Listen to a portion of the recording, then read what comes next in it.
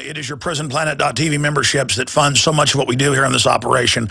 And then we're more than happy for the TV show after it's aired live, then be leaked out onto the web to tens of millions of people. That's our goal.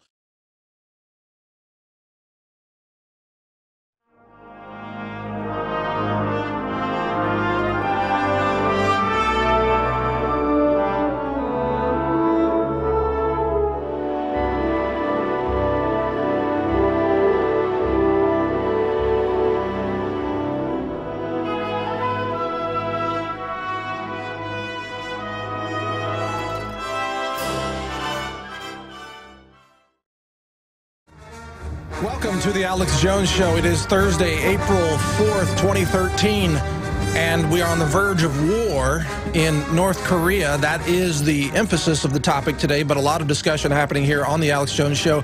This is Mike Adams, the guest hosting for Alex, but Alex is here in studio right now, and we'll be dropping in from time to time with special reports and breaking news on North Korea. We've got a couple of guests today, three in fact.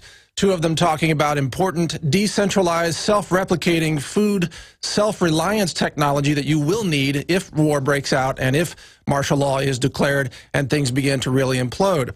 We've also got a guest on geoengineering coming up in the third hour. But again, the main emphasis today is North Korea on the verge of war, threatening America with nuclear strikes. And here to tell us what's going to be happening in that realm is Alex Jones. Alex? Mike, absolutely. I was going to come in today and work on some of the administrative things in the new studio that you can see they're building over there and all the work we're doing.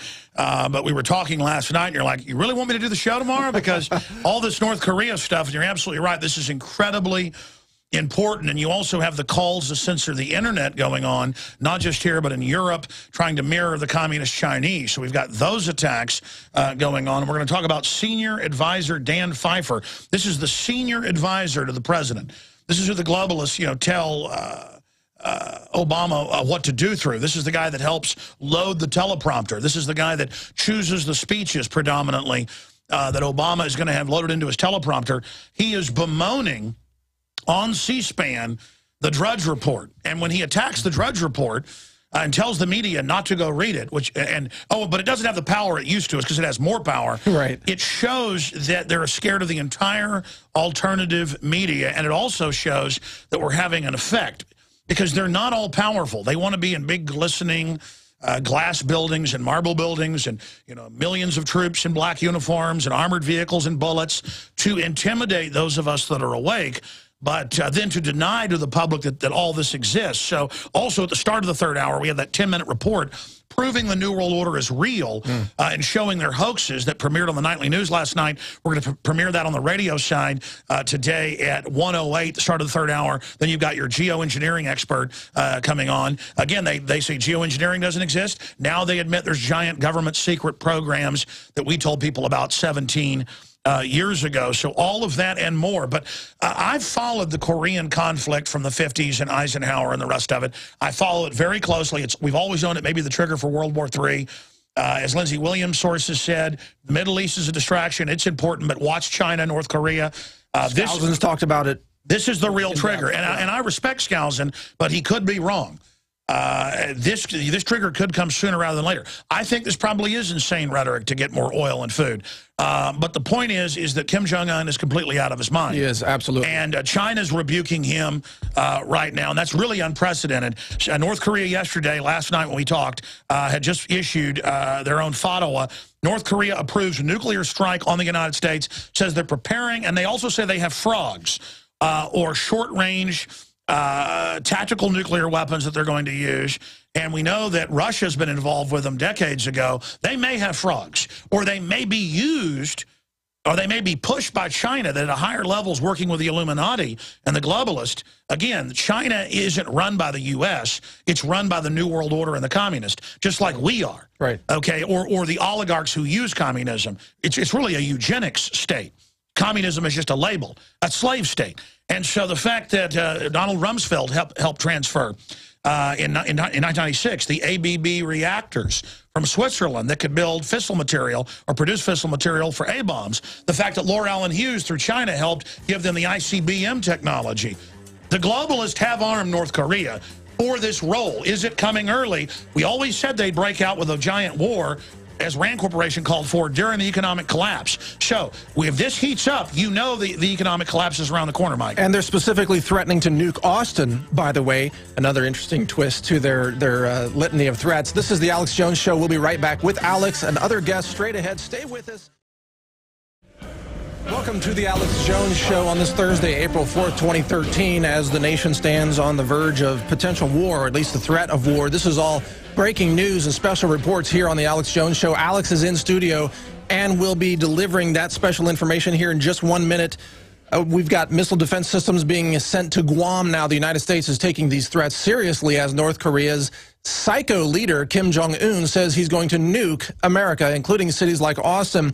Alex is here with special reports to give us a breakdown of what's happening, and then we'll have guests on at the bottom of this hour and the next hour. But let's go right to Alex with the latest on North Korea. Absolutely, Mike. Thank you. Here's just some of the headlines. And this is unprecedented in the 60 years since the armistice was signed at the end of the Korean War. This is unprecedented, this type of rhetoric, and even though it may be rhetoric, and we hope it's rhetoric, this is unprecedented. There are criminal globalist forces that manipulate the U.S., Europe, China, and are pushing them all towards an authoritarian system.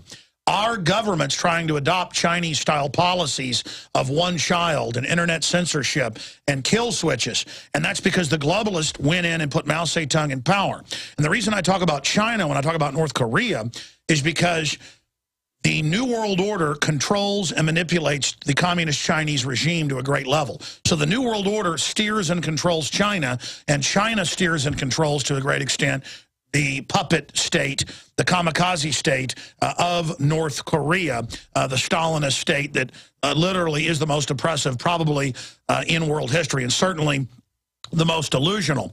And it's important to add that ABB was headed up in 1996 by Donald Rumsfeld, who got authorization from Bill Clinton and also the United Nations to transfer reactor types that can be easily used to build and create the fissile material for atomic bombs. So I'm giving people some backstory here that we've always known that North Korea is the real trigger to look at, not even the Middle East, for a true new world war. And remember, 2 years ago, Rand Corporation said, we need a global war to smokescreen the economic implosion, to get people to rally behind all their governments, from China to Europe to the United States to England to Australia especially, so that everyone will get behind their governments during this crisis. So, but that's the key, is that the New World Order can use this. I'm sorry to interrupt, but they can use this outbreak of war to then unleash the economic collapse, to, for example, call in the dollar if they wanted to, replace it with another currency. Exactly. Rip everybody off who's got savings. Do what Cyprus did. War is the health of the state. Absolutely. So all of our experts, including you, Gerald Salente, myself, all of them have concurred that when they start the real global meltdown, they're going to start huge wars. Yeah. And they're lining the Middle East up for that, putting Al-Qaeda in everywhere. And then we'll be conspiracy theorists when we hold up AP, Reuters, you know, a year from now, 2 years from now, when there's a giant war in the Middle East. I mean, there's already proxy wars, and we'll say, look, the government put Al-Qaeda in, and they'll say, how dare you, traitor, say that when our men are dying fighting them. Go ahead, Mike. Well, do you believe, now, we know that North Korea has nuclear bombs. They've been testing them. They just tested one, I think, in December, right? They've been testing long-range cruise missiles. But do you believe that they have the ability to put the nuclear warheads on the missiles yet that can reach America? We don't know. China could use them as a proxy. The Russians, we know, worked with them decades ago. The Russian border is actually very close to North Korea. They have a railway system that goes in and out of North Korea. But again, the globalist could be using the Chinese to give orders to Kim Jong-un to act like this, saying, oh, you're going to get your food and oil like you always do doing this. But this rhetoric's probably 3-4 times what it's ever been. And then they could do a false flag. Right. And then say they did it and start World War III. The U.S. government or the globalists, the criminal elements, rogue elements, criminal elements, yes. Nuke a U.S. city and blame North Korea, saying North Korea brought in suitcase nukes or something like that. Our government's been digging in like there's going to be a total collapse in America and they're going to have war with the people. Yep. They'll then use that as a smokescreen to go after us. Or they may just stage terror attacks and blame it on patriot groups. I mean, White House advisors have said that. We'll have a new Oklahoma City and blame it on you. 1 micron from admitting they did it. And remember, the current Attorney General was the Deputy Attorney General with Oklahoma City, and the emails came out in lawsuits about how he was covering it up. Now, let's stop right there. Let me give people the headlines. North Korea moves missiles within considerable range to East Coast.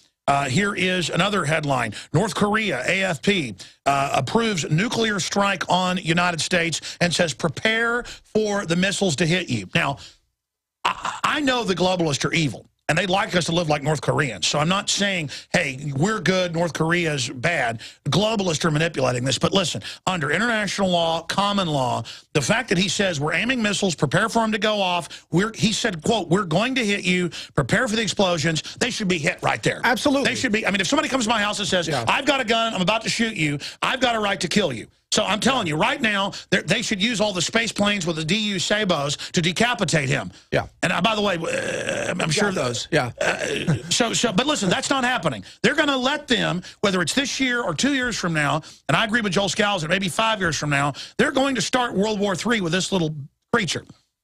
So what about? So he's being manipulated, possibly, but he's also and the globalists gave him the atomic bomb material. Right. Right. They got primitive weapons. What about internal pressures in North Korea? Is Kim Jong-un being forced into a radicalization of his own policy because of his own military wanting him to be strong or be overthrown? Well, that's part of it, and but I mean, compared to his father or his grandfather, I mean, these are quotes out in the official. I don't just believe our media or French news agency when they say this. I went and looked up the official, and they put it out in English. Their information ministry of the Stalinist state, and they said, we're preparing to strike you, prepare for the explosions now, we're going to hit you.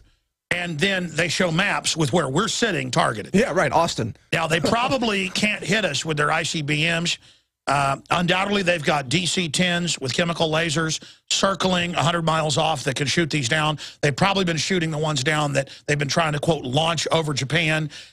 So I'm going to say this. They've had DC-10s for 20 years, declassified, that can vaporize with chemical lasers, and the newer ones have cyclotrons added onto them, so they're chemical weapons. Excuse me, particle beams, not chemical weapons. These are chemical laser. Yeah, chemical laser. With a cyclotron on top.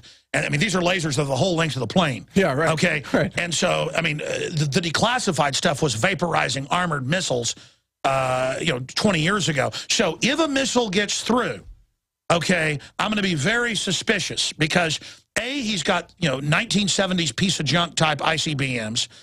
Nothing they build ever works. The Stalinist state can't even produce automobiles. Right. The globalists have given them everything they've got. It's very hard to get one of these into orbit, much less back in. And so if it doesn't get shot down, the globalists have some explaining to do. But they could put a portable nuke, a suitcase nuke, on a container shipping out of South Korea to, for example, the port of Seattle. And they could detonate it. Well, that's the new real threat. And so instead of boarding Syrian craft and Russian craft who are getting small arms to protect themselves, against Al-Qaeda, which our government's doing, they're boarding those to stop even machine guns being shipped to Syria. All North Korean vessels should be boarded everywhere. Yeah, right. I mean, they shouldn't even be allowed to leave their port because, as you said, that's the new threat. Associated Press, they're saying they have small tacticals that can be delivered in unconventional ways, i.e. barges. And they ship goods into South Korea and into China, which actually come here. So I'm calling for an embargo of all Chinese goods because you can't trust these containers. That's a good point. That's a really good point. Also, the false flag element. Again, the globalists could detonate a nuke in a container 10 miles off the coast of Oregon or Washington or Long Beach, just get it into the port. They don't even search them. And then they could say, well, that's the excuse. It's martial law. That's it. The hammer comes down. That's it. And by the way, then you can't buy bullets, guns, magazines, food, anything. I want to explain something about Kim Jong-un and and all these other demons. They, on record, kidnap stars of South Korea and Japan, and they have B movie stars and C movie stars fly in. It's not just Dennis Rodman, to service them. And they've got all sorts of, torture palaces. I mean, these are incarnate what the globalists would love to be. Yeah. I mean, this is their Agenda 21 plan, total deindustrialization, total hell, tiny subcompact cities that have power, the rest of the country dark. The public literally living in like the 15th century. The people there don't even know what planet they're on, basically. Well, I thought you were describing Austin just there for a second. I think he won't nuke Austin because that's his fan base. Yeah, all these sick trendies that think it's funny. Now, shifting gears to Sorry to interject. No, you're absolutely right. Topic. Shifting gears here to something I want to talk about. The alternative media is under attack because we are the real media. When we come back from break, I want to go to this clip, and then you can get on to your next guest. And we have a lot of important stuff to cover. And I'll be back at the start of the next hour with updates. And then we got the special report at the start of the third hour on them denying there's a new world order, and we're going to show some clips of that. And if anything else happens in the meantime, you'll be here immediately to break it down. Absolutely. And people call everybody you know. Tell them to tune in because here's the message. Here's the message. The Drudge Report is at the very top of the Liberty pyramid. Not to use an Illuminati term. That's how they look at it. Yeah. At the very top is Matt Drudge and drudgereport.com. Okay. If they can take him down, or if they can demonize him, or if they can discredit that site, which all it does is link to a wide spectrum of news, mainstream, alternative, government documents, our stuff, everything. If they can take him down, it's not just that it has the most traffic of any news website in the world. It's that it's setting the agenda. I've been in newsrooms, CNN, Fox, talk radio. You see it on the news all the time. In the background is Drudge. Yeah. Because they're so unimaginative. Drudge has a real pulse on what a normal guy who loves liberty is into. That's what you see there, his team of a couple guys. Okay? They know what's real. They know what's important. They've got a sixth sense. They're really smart. And so all they're doing is linking to a wide spectrum of news. And it scares the White House that they don't control the narrative because they run ABC, NBC, CBS. They're blackmailing Fox right now with the phone hacking stuff, with Justice Department investigations.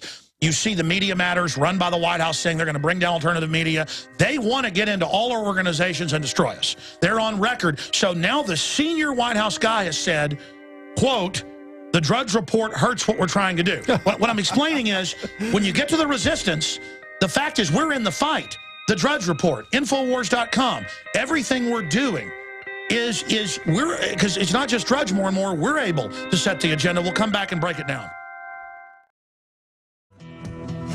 All right, we're back. This is the Alex Jones Show. Mike Adams here sitting in with Alex in studio. Go ahead, Alex. And again, you've got your guests coming up. We'll be back for the first 20 minutes of the next hour with the latest info on North Korea. They are threatening to nuke, and not just threatening, saying prepare for the detonations.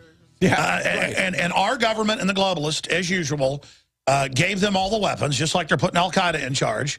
And now they're going to use this threat to take our liberty. Now, in the backdrop of this, I've explained to people, I've had the White House directly respond to us repeatedly on the Piers Morgan petition, on how they're trying to shut down coal power plants, saying I'm crazy. That was Carney that responded. I've had them respond to me many times directly, but hundreds of times through their surrogate Media Matters, which is publicly run by their former transition chief, and is a saboteur group. In their own words, they say, we will get hired, we will infiltrate. Politico's basically another group. So all of this is going on. My point to listeners is we need your prayers. We need your financial support. We need to be big and strong. We need you to spread the word about drudgereport.com, Infowars.com, naturalnews.com, worldnetdaily.com. I'd say Newsmax, but they've kind of faded off. I mean, they still, you know, all these groups, because look, Drudge isn't perfect. I'm not perfect. All of us disagree with stuff. I disagree with some stuff a day after I say it in hindsight or how I said it. The point is, ladies and gentlemen, little Alex Jones, little Matt Drudge, little Mike Adams. I mean, sure, we're big hearts. We love liberty, but we're little guys. Yeah, we're individuals. We're individuals. But this is an example to the power you have that the head White House advisor, the head, this is the real president. This is above Karl Rove under Bush. You know, this is what's loaded in the teleprompters, what Obama does. Okay, says, quote, Drudge hurts what we're trying to do. Which is to control and disinform. Yeah, and folks, by the way, they killed Breitbart. I mean, there's undoubtedly the way they did everything. Listen, they could kill me tomorrow. Okay, and let me tell you, we need to, if anything happens to Drudge, you need to know, which it's not because we're talking about it. But this isn't a game, okay? Okay, I get death threats at home where they tell me what my wife was talking about on the phone with her dad, okay? This is real. Okay, so I want to get this through your head. Let's go ahead and play this clip. Here he is on C-SPAN. This is up on Infowars.com right now. It rolled off Drudge because he doesn't like talking about himself. But I'm going to. This is on Infowars.com right now. Business Insider. This is him talking about Drudge and how it's dangerous. They've got to have an iron fist of control because they can't control the media, and what they do might get picked up by Drudge. And you know, he's discredited, though. He has no power. When all Drudge will do is show what they said. That's why he's so powerful. He's the ultimate power. He just the truth. He just shows what they did. Yeah. He doesn't even, no one ever sees him or hears him. It's them. Right. He just shows them going, we're going to get your guns. Once we get these registered, I'm going to take them all. Drudge links to our article. Yeah, Drudge doesn't even write his own articles. He just links. It's like, look, this is what they said. And they're scared of that because they want it in their context. They can't control him. He's breaking the electronic Berlin Wall. He's the biggest hole in their wall. Drudge has no boss.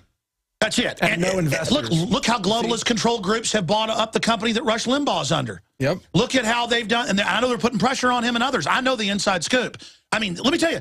We're totally independent like Drudge. Exactly. There is not much out there, folks. Listen, you better appreciate this. Okay, let's go ahead and go to this clip. Here is There's not the idea of iron fisted control gives us a lot more credit than we deserve. I think the fact of the matter is that in this day and age, people are more cautious about talking because there is a tendency to, you know, for some of the press to be a sort of on 24-hour gas patrol. And so, you know, if you're an undersecretary at the Energy Department and you're doing an interview and you say one thing, you know, you could end up being on the front page of Drudge, being... you guys love Drudge.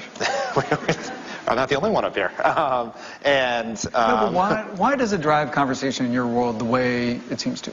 Well, it's not that it drives our conversation in our world. I'm fairly ambivalent to what Drudge puts up on a daily basis, but it, I mean... Well, I'm going to have to come back. I know you got your guest, but for a couple of minutes, I want to play it unedited, you know, the whole clip as we're going up against a break. And I want to explain to people what he's really saying. Yeah. No one else will challenge them when they do outrageous criminal stuff. But Drudge will keep linking to the head of the Environmental Protection Agency, you know, engaged in fraud until she gets fired. Or he will link to the filibuster of Rand Paul when the media was going to ignore it, and then it breaks big. Or he will keep linking to the Bullet story at Fed.biz when they're saying it doesn't exist and show them as a pack of criminal liars. And what I'm saying is, there's not many people we've got. I hope the viewers understand. Folks, it's Infowars.com. It's DrudgeReport.com. At that level, and Drudge is way above us, but after him, we're about it. Then there's Natural News. And the point is, it's scary to be going up against people like this. Do you understand? I mean, this is real. These people kill people. Okay? I mean, they're the New World Order coming for our guns. And understand, love us or hate us, we're your champions in armor. You know, 300 folks up against the whole New World Order army in the gap, and we're calling for reinforcements. Do you get how hardcore this is? We'll be back with Mike Adams. History is happening, and the enemy knows. We know who they are. All right, you're back on the Alex Jones Show. This is Mike Adams sitting in with Alex Jones in studio. Go ahead, Alex. What's on your mind? No, it's just we're chomping at the bit here. You were just telling me during the break, you're going, we really are it. And it's creepy to know the White House daily is attacking me by name through their surrogates, but also sometimes by name. Yeah. And I was talking about, you know, they've tried to buy me out before, tried to give me these big offers. You were just offered Glenn Beck level money. I mean, we're talking, you know, upwards of $10 million to sell out to the New World Order. You've been offered national TV shows because let's face it, you're a lot better looking than I am, and just as articulate. You're a star, Mike Adams, but you're not trying to be a star. You have moved out here in Texas. You've got your factory. You've got 50 caliber rifles. You want the spirit of liberty. I don't have 50 caliber rifles. I have mud on my pants. Look at this. I was. You do too. You brought yours in here. Everybody knows that. Making that up. Anyways, let's just get back to what I was saying. The point is, we want liberty. Yeah, that's what we want. We want destiny and freedom, and they just don't know how to deal with that. And so it's estimated the Drudge Report could sell for probably $300 million. But it would just be worthless in a month if it wasn't Matt Drudge running it. I mean, none of us can sell out because we're not doing this for money. And what would you even do with the money? The minute you have, let's say you had $10 million in your bank account, what would be the point of having it, especially when they're going to collapse the money supply anyway? They're eroding it every day. But even if you had the money, what would you want to do? You'd want to start what we're doing now to tell the truth. But here's the paradox. I'm going to play this clip and get out of here for your guest that's waiting to come in, and I'll be back for 20 minutes the next hour ahead of your next guest. Mike Adams, it comes down to this. I love my children. even if I was an evil person, I would be against the New World Order because it's going to be destructive of humanity. Right. I'm not stupid, but I happen to be a person that loves liberty and loves freedom. But the issue is for viewers, instead, here I am turning down even more than what Mike was talking about over the years. I mean, Mike's the real deal. I mean, he's had major computer companies, software, publishing all over the world. He doesn't brag about how big he is. I don't really talk about how big we are, but I'm literally here selling color magazines at cost, trying to get the word out. I'm here saying, please buy ProPure water filters from us at cost at InfoWarsStore.com with promo code WATER to just be able to spend $6.5 million a year and spend 90+% of the money that comes in here to run this operation and then have some backup cash. I could snap my fingers and have $50 million in here, but I'd have to kneel to Sauron. Exactly. I would no longer be who I was, so it's not even hard to turn it down, but it's frustrating to even, like, not be able to compromise a little to get a sponsor to fund things. To be moral is really hard. So my point is, we have the White House coming after us. We have all this stuff going on. If you would just buy the books, the videos, the tapes, be our sponsors, support us, you're buying war bonds, literally with soldiers in the gap facing the entire New World Order. We're it. Everybody else sold out. Everybody else got killed. Everybody else got destroyed. I mean, I'm telling you, folks, we are front line Alamo with the enemy climbing over. We're swinging muskets. You know, I'm running towards the powder room, ladies and gentlemen, okay, with bullets already in my back. I mean, and I'm telling you, up front, Colonel Travis is Matt Drudge. Right up there at the front, folks. Make no mistake, he's wearing the, you know, the colonel hat. Okay, I mean, the point is that's who everybody's going to be gunning for, and that's who they got when they first, you know, finally took over at the Alamo. So what you've got to understand here, ladies and gentlemen, is we don't ever explain to people the incredibleness of how big this is. Right. Make your point. We'll play this video. Well, imagine the world without Matt Drudge and InfoWars. You'd be getting nothing but fake, fabricated CNN type of spin. Like, remember they did the Charles Jaco fake Middle East set back in the first Gulf War? It was fake CNN. No. And listen, once they get rid of us, everyone else follows. They admit that. That's right. They're going to shut the whole web down. Yep. We hang together or we hang separate. That's it. Go ahead. Go ahead. No, it's just I want your guests to get in here. Here is the clip of the senior head White House advisor, the lead advisor to Obama. Okay, this is who the globalists go and tell what to do and what to load in the teleprompter.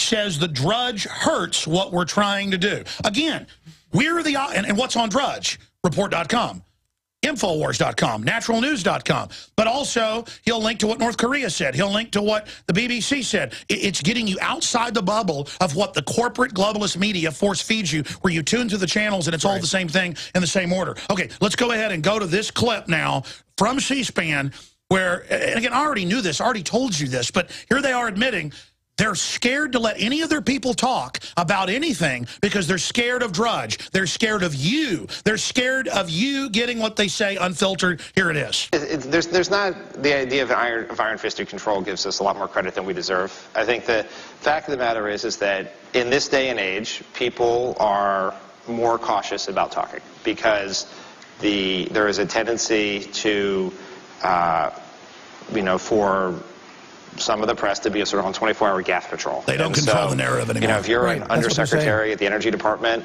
and you're doing an interview and you say one thing, you know, you could end up being on the front page of Drudge, being... don't you guys love Drudge.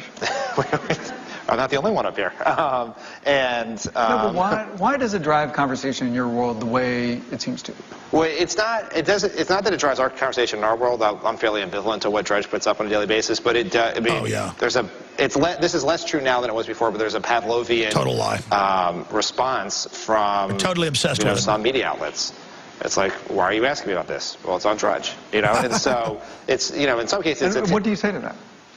I sort of asked them to repeat them, you know, say that to themselves out loud again and think about it. Say that out loud. You know, and everyone's a little embarrassed about it, and it's always like my boss, you know, my assignment editor's on me about this. And so, but the example being that you know, that anyone saying anything can get caught up in the spin cycle in the real media. Okay, that's enough of that garbage. Full clip up at Infowars.com. It's already rolled off Drudge, at least when I look during the break. Maybe we'll move it back to the top. I know he listens. But imagine, we say it's creepy. Can you imagine being Matt Drudge, how creepy that is? Oh, yeah. I mean, looking over your, you know, believe me, can you imagine stuff he goes through? So the point is is that, folks, we're really walking point here. And I'm not asking for you to admire us. Just pray for us and support us, because believe me, we're walking to the valley of the shadow of death. We fear no evil, but we fear not getting our mission completed. And notice, you know, they're saying, oh, we ridicule. He's telling people, ridicule media when they go, hey, Dianne Feinstein says the goal is to ban all our guns once they're registered. Here's her video clip. Oh, don't answer that question. Laugh at them. You know, laugh at Charlton Heston in the grave. Like we're peer pressure driven, and when MSNBC's top shows have 1 million viewers, CNN 900,000, usually 500,000, there's 1 million people conservatively listening right now. Okay, and in my shows, you know, maybe number 9, number 8 in talk radio. There's shows with 10 million listening. Rush Limbaugh right now. I mean, these people are trying to buy us out. They're trying to take over Limbaugh. And not that he's perfect, but if they can shut us down, it's over. I want you to bring in your next guest, and I'm sorry for cutting his time. Very important information. But Mike, again, this is an important point in history. They're not going to let you realize how important all of us are. You are spreading the word. They hate the fact that we now are controlling the narrative with the truth, and they want to ridicule us for it. When this scum traitors, criminals, ridicule us, they're doing criminal stuff. When they ridicule us, that's a badge of honor. These are the globalist occupiers who think they're going to come in here and laugh at us and say, oh, we're not trying to take your guns. There's no bullets. There's no armored vehicles. There's no GMO. It doesn't work anymore, scum. It doesn't work anymore, and we see you. Like the 2 billion bullets story. If it wasn't for Drudge and InfoWars, that story never would have. Sure, InfoWars breaks it. Drudge goes and looks it's real, starts putting it out. They say he's a liar. And they deny the bullets. And then that discredits them because we just keep hammering them because we're bigger than them. And it's real. They're acting like, they're like a chihuahua that thinks it can beat up a bull mastiff, except we're a bull mastiff that's trained to kill. And we're not going to let it just jump on the truth. Yeah. That's it. If you report the truth, they can deny it and deny it, but eventually it comes out, and then they look like the sure. They are. Your lab can get beat up by a mean chihuahua, because I have a lab and a chihuahua. It's the boss. Yeah. But if it goes up to a pit bull, it's lunch. And this chihuahua is snapping at us, and I'm like, hey, I outnumber you 50 to 1. I got giant teeth. Okay, I'm not going to listen to you. Yeah. The White House is a joke. Sounds like the ravings of a fascist. Thank you, Glenn. That's what that sounds like. Back popping on the Alex Jones show. And I'm a piece of garbage. All right. That's enough. That's enough. All right. Well, see, but he didn't like Breitbart either because he had his own thing. See, I want everybody, I want more Drudges, more Breitbarts. Because let me tell you, I want more soldiers beside me in the gap. Absolutely. You don't want to be the only Folks, join us in the fight now. Hey, bring in your guest. He's awesome. Okay. Hold him a little bit in the next hour, and I'll come in with like a 5-minute update because I want him to get his time. Okay. All right. Thank you, Alex. Thanks for stepping in. And also, in the next hour, Alex will be back with more updates because things are happening very rapidly here. Now, here's what we're going to do. A guest that is joining us now is the founder of an aquaponic / hydroponic store in the Austin area. He's not a sponsor yet. He's not a sponsor yet. Commercial. Yeah. Good point, Alex. No, I actually found Troy. Troy Smith is his name. He's the owner of Brite Ideas. Brite Ideas, B-R-I-T-E. BIHydro.com is the website. And here's why this matters, and here's what this has to do with all the news today. If North Korea launches nukes, or there's some kind of a false flag nuke attack, or some other excuse for the system to start cracking down, martial law, you name it, they're going to control the food supply, because food is a weapon in the hands of the government. The restriction of food is a weapon. Now, most of you listening out there, you've taken steps to be prepared. You're survivors, you're preppers, you're well-informed, so you probably have some stored food. You know, eFoods Direct is a sponsor here of the show. You probably have firearms and ammunition and other things to keep yourself safe and help keep your community safe against possible looters, for example. But do you have a way to keep growing food after your eFoods Direct runs out? Because it's a finite supply, and you can't buy an infinite supply. But an aquaponics system is a self-replicating, decentralized food production technology that I believe is now starting to make huge waves in the preparedness movement, the patriot movement, survivors, but also progressives are into it, because you could grow your own herbal medicine. You grow fish and food in the same system. And here to tell us more about it is Troy Smith, the owner of Brite Ideas. Welcome to the show, Troy. Hello. Thank you. Get a little closer to your mic there. All right. All right. Well, thanks for coming in. So Tell us, first of all, what is the level of increased interest you're seeing right now in aquaponics? Right now, Mike, it's really blowing up. The last 2 years, it's really increased, and last year, it's exponentially has just really blown up. Mainstream customers, we've got people from old ladies to micro farms that are now doing aquaponics, so it's really, really popular. Now, for those who may not be familiar with what aquaponics really means and why this technology is so crucial for our survival, really, can you just briefly explain what the system is and why it's so amazing that it needs no soil, uses almost no water, and so on? Right. Well, you're talking about a reservoir that's got fish. The fish are producing the fertilizer. Their fish poop is actually the fertilizer for the plants. The water is irrigated to the beds. Media beds is some of the ways that people grow. There's several different types of styles you can grow in. The way that we like to describe for people to grow is in the media beds using a flood and drain system. When the water reaches the beds, we fortify the beds with biology, with all types of microbes, bacteria, and fungi, and that breaks down the fish poop. Fish poop is ammonia.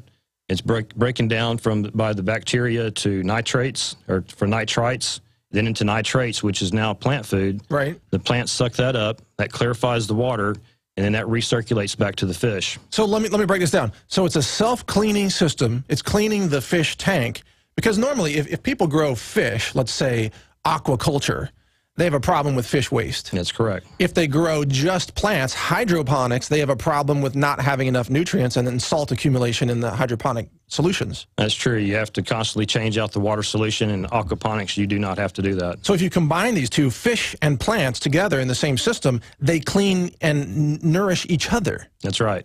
It's synergy that works together. And the bacteria are crucial. Absolutely. The biology is something that you want to encourage. That's what gets the system going, and that's what keeps it going. So a lot of people out there may have experimented with hydroponics, and they know that can be pretty tedious. They have to put in chemicals, put in fertilizers, and exchange water all the time.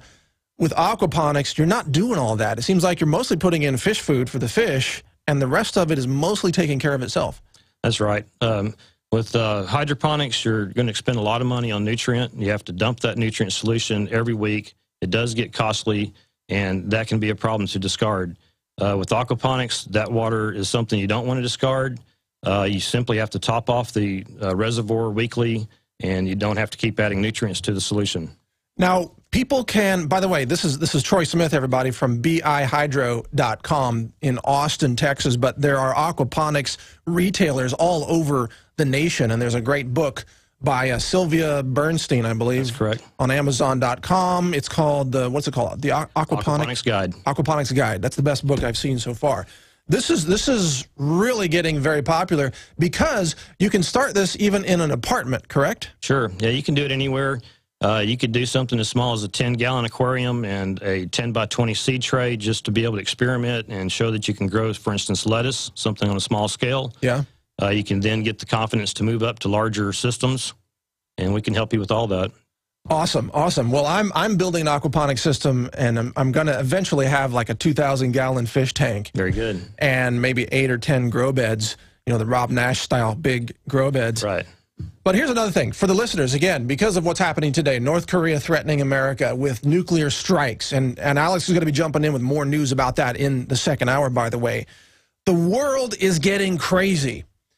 Things that you have relied on are not going to be as predictable or as reliable, and those include going to the grocery store to get your food. How does that food get there? It's driven thousands of miles on trucks using petroleum, using diesel fuel to get it there. That may not always work out. So are you seeing this from a lot of your customers, Troy, of the different reasons that they're getting into aquaponics? Yeah, a lot of people just want to have peace of mind of what they're eating. A lot of people are aware of the, what is being put on their table today is not wholesome foods. So there's a large amount of people that are there for that reason. And then, of course, there's a self-sustainability. And we are about that. Gardening is obviously the largest part of self-sustainability, and aquaponics is, if you get off the grid with like solar power, you are truly self-sustainable. That's a really good point. And I like what you mentioned about people concerned about what's going in their food, because here at InfoWars, Alex has covered, and I've covered also extensively, GMOs. and we've covered the things that are in your food. For example, a lot of fish in the ocean are contaminated. Even farm-raised fish are contaminated with heavy metals like mercury, sometimes cadmium, and other things that you can find in the fish out there. But if you grow your own food, literally, you know exactly what's in it and what's not in it. That's right. You can trust it at that point. Yeah, so you have total control over that. Well, so how easy is it for people to get started? I mean, I've seen aquaponic gardens growing in reclaimed bathtubs from the junkyard, or barrels, or just any container that people can find. Right, and I agree. I encourage that. Like, for instance, April 15th in Austin is the bulk pickup day. I would encourage you, if you don't have a container that you can use, go down the street and find a container, something that's large enough to hold fish and water, a tray that's large enough to hold media, and bring those to us, and we'll drill that out, plumb it for you, give you the fittings and the pumps, and fill that with media.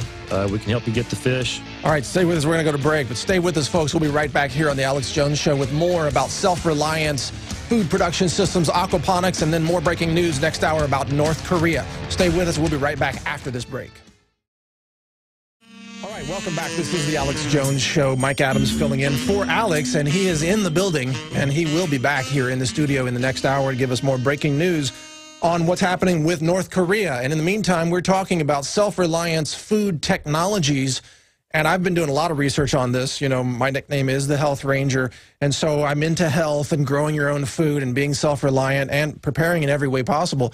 So I began to do some research on what is the best system for people anywhere, anytime, to produce food so that they know what's in it and no one else can control them. If you have your own food, you are self-reliant. If you don't have your own food, you are a subject that can be controlled very easily by controlling the food supply. So I found bihydro.com, Troy Smith, the owner of Brite Ideas here in Austin, Texas. Brite Ideas, B-R-I-T-E. bihydro.com, who founded this store that is now in the center of the Austin Aquaponics explosion. Word is spreading everywhere that you can grow your own food and fish, protein, easily, inexpensively, and safely. So Troy joins us in studio here for a couple more minutes to talk about this. So Troy, things are going crazy in the world. Now, I know you might not want to pay attention to all that, but it's happening. This is going to cause, I think, a rush of people into these kinds of technologies that can give them more security. Are you seeing, I mean, what are your thoughts on what's happening with North Korea, by the way? Well, I think it's definitely something that we all need to take seriously. We should take precautions and be prepared. So those of us that want to take care of our families should get a plan, and feeding your family should be on the top of the list. Absolutely. Are some people feeding themselves as much as like 50% of their diet off of these aquaponic systems at this point, or what are you hearing? They certainly could from the veggies. The fish, it would take actually large tanks in order to provide that much fish. Yeah. But you can get a lot of benefit from getting the benefit of extra fish. Eventually, you're going to have more fish than you need, and those can be harvested, and obviously you can eat that. So we are talking about what can happen is independent people producing food everywhere. This is also an important issue for urban food production. Right. So right now, a lot of urban food is really the crap food, excuse my language, but it's the worst food you could buy. It's the processed, MSG-loaded, aspartame, genetically modified garbage. So couldn't people, in a small amount of space in a city, they could be growing, even on a rooftop, they could be growing a significant part of their diet? That's true, and with aquaponics, you can grow in a very dense situation. In soil, the plants compete for the nutrient that's in the soil, so they have to have more room for their root zones so that they can grow to their potentials. In aquaponics, you're delivering all the food and water to the roots, so you can grow very, very densely. You'd be very surprised in a small area how much you can really produce. They were just showing footage there for those of you watching on PrisonPlanet.tv. That's footage, excuse me, that I shot at Brite Ideas here in Austin, showing the aquaponic grow beds and the grow media. You'll notice there's no soil in this system. Those are expanded shale rocks, basically. There's no soil. The water is recirculated, so you're not using up the water. Also, importantly, you're not using municipal water on these systems, because a lot of people don't realize crops today are grown in fluoridated water. Right. So, I mean, you're eating like concentrated fluoride in your plants in a lot of conventional crops. That's right. So good source of water is very important. Something to think about. In conventional farming, you use a lot of water. The water goes through the water table. It evaporates to the environment. In aquaponics, you recirculate the water. You actually use 10% of the amount of water in aquaponics as you do in conventional farming. 1/10 the water. There you go. That's good news for those in L.A., Arizona, dry, arid areas. Anyway, this is the Alex Jones Show. Mike Adams sitting in today. We'll be right back with more on food freedom technologies and breaking news on North Korea in the next hour. Stay with us. This is the Alex Jones Show. Welcome back to the second hour. Mike Adams, the Health Ranger, filling in here for Alex, guest hosting today. Alex is in the building and will be giving us special reports in the next few minutes. In fact, we've got Troy Smith here from Brite Ideas in Austin, and that's bihydro.com, just like it sounds, bihydro.com. And he's not a sponsor of the show yet, but we're going to try to talk him into no, oh no, we crashed your server, man. Oh no, your website's down. Oh no. It's a good sign. Yeah, well, as this grows, you're going to need to beef up your server, that's for sure. That sounds good. But for those of you listening, just try it again, you know, in a few hours. So bihydro.com is down. This happens all the time. I'm telling you, the Alex Jones Show has a huge reach. You're reaching a lot of people. What do you want to say to the million people listening right now about aquaponics? Aquaponics is growing. It's something that everybody can achieve. If people are out there thinking it's something that's too difficult and too complicated, it's very, very simple. We can set you up very easily. It's very, very easy to maintain. It's not going to take a lot away from your lifestyle. And yeah, it's pretty much like once it's going, I mean, you have to cycle some things at first, but once it's going, it pretty much runs itself. That's right. Now, here's another thing from a nutritional aspect. Listen in, folks. This is crucial. You know the importance of trace minerals like selenium and chromium for proper blood sugar regulation, for example, or magnesium, zinc for immune system function. These minerals, and this was actually brought to my attention by your guy there, Jason, brilliant guy who works at your store, that if you actually are putting these minerals into your soil plants, then the minerals are being lost and they're not going into the plants. But if you add these minerals to an aquaponic system, because they're being recirculated in the water, your plants are going to uptake 90+% of the selenium, which means you eat those plants, you are in fact nourishing your body with those trace minerals that are missing in everyday foods. Right, and that's why we encourage the media beds, because that's where you can fortify the beds. We like to encourage, for instance, green sand, Minerals Plus, rock phosphates, things of that nature. You can put all that right into the media beds, and getting that fortified is going to give you all those extra minerals. That's crucial. You know, all of my research, Troy, says that eating minerals in their inorganic forms, non-organic forms, like non-plant forms, is really not that beneficial to the body. You know, like magnesium oxide, for example, not that useful compared to something like magnesium malate, which is more bioavailable. But when you put minerals in the grow beds in an aquaponic system, the plants take them up and they convert them into bioavailable minerals, which is what keeps you alive, folks. I mean, you want to heal well, you want to be resistant to a biological attack or an epidemic outbreak, you want to be immune to the flu, you want to not have heart disease, not have cancer, you need to get these minerals into your system. Selenium prevents cancer and boosts brain function, prevents Alzheimer's and dementia. This is the technology to get the minerals into your body. It works. That's right. Yeah, so there's no reason why you can't have a truly wholesome food. It doesn't cost a lot of money to fortify the beds. It's inexpensive amendments, so I encourage it. Well, very good. I want to thank you, Troy. It's great having you here. I hope that your store does well. I hope your website comes back up eventually. You might want to call your webmaster when you leave here. Yeah, but Brite Ideas is the name of the store in Austin, Texas. And again, there are aquaponics / hydroponics everywhere across the country.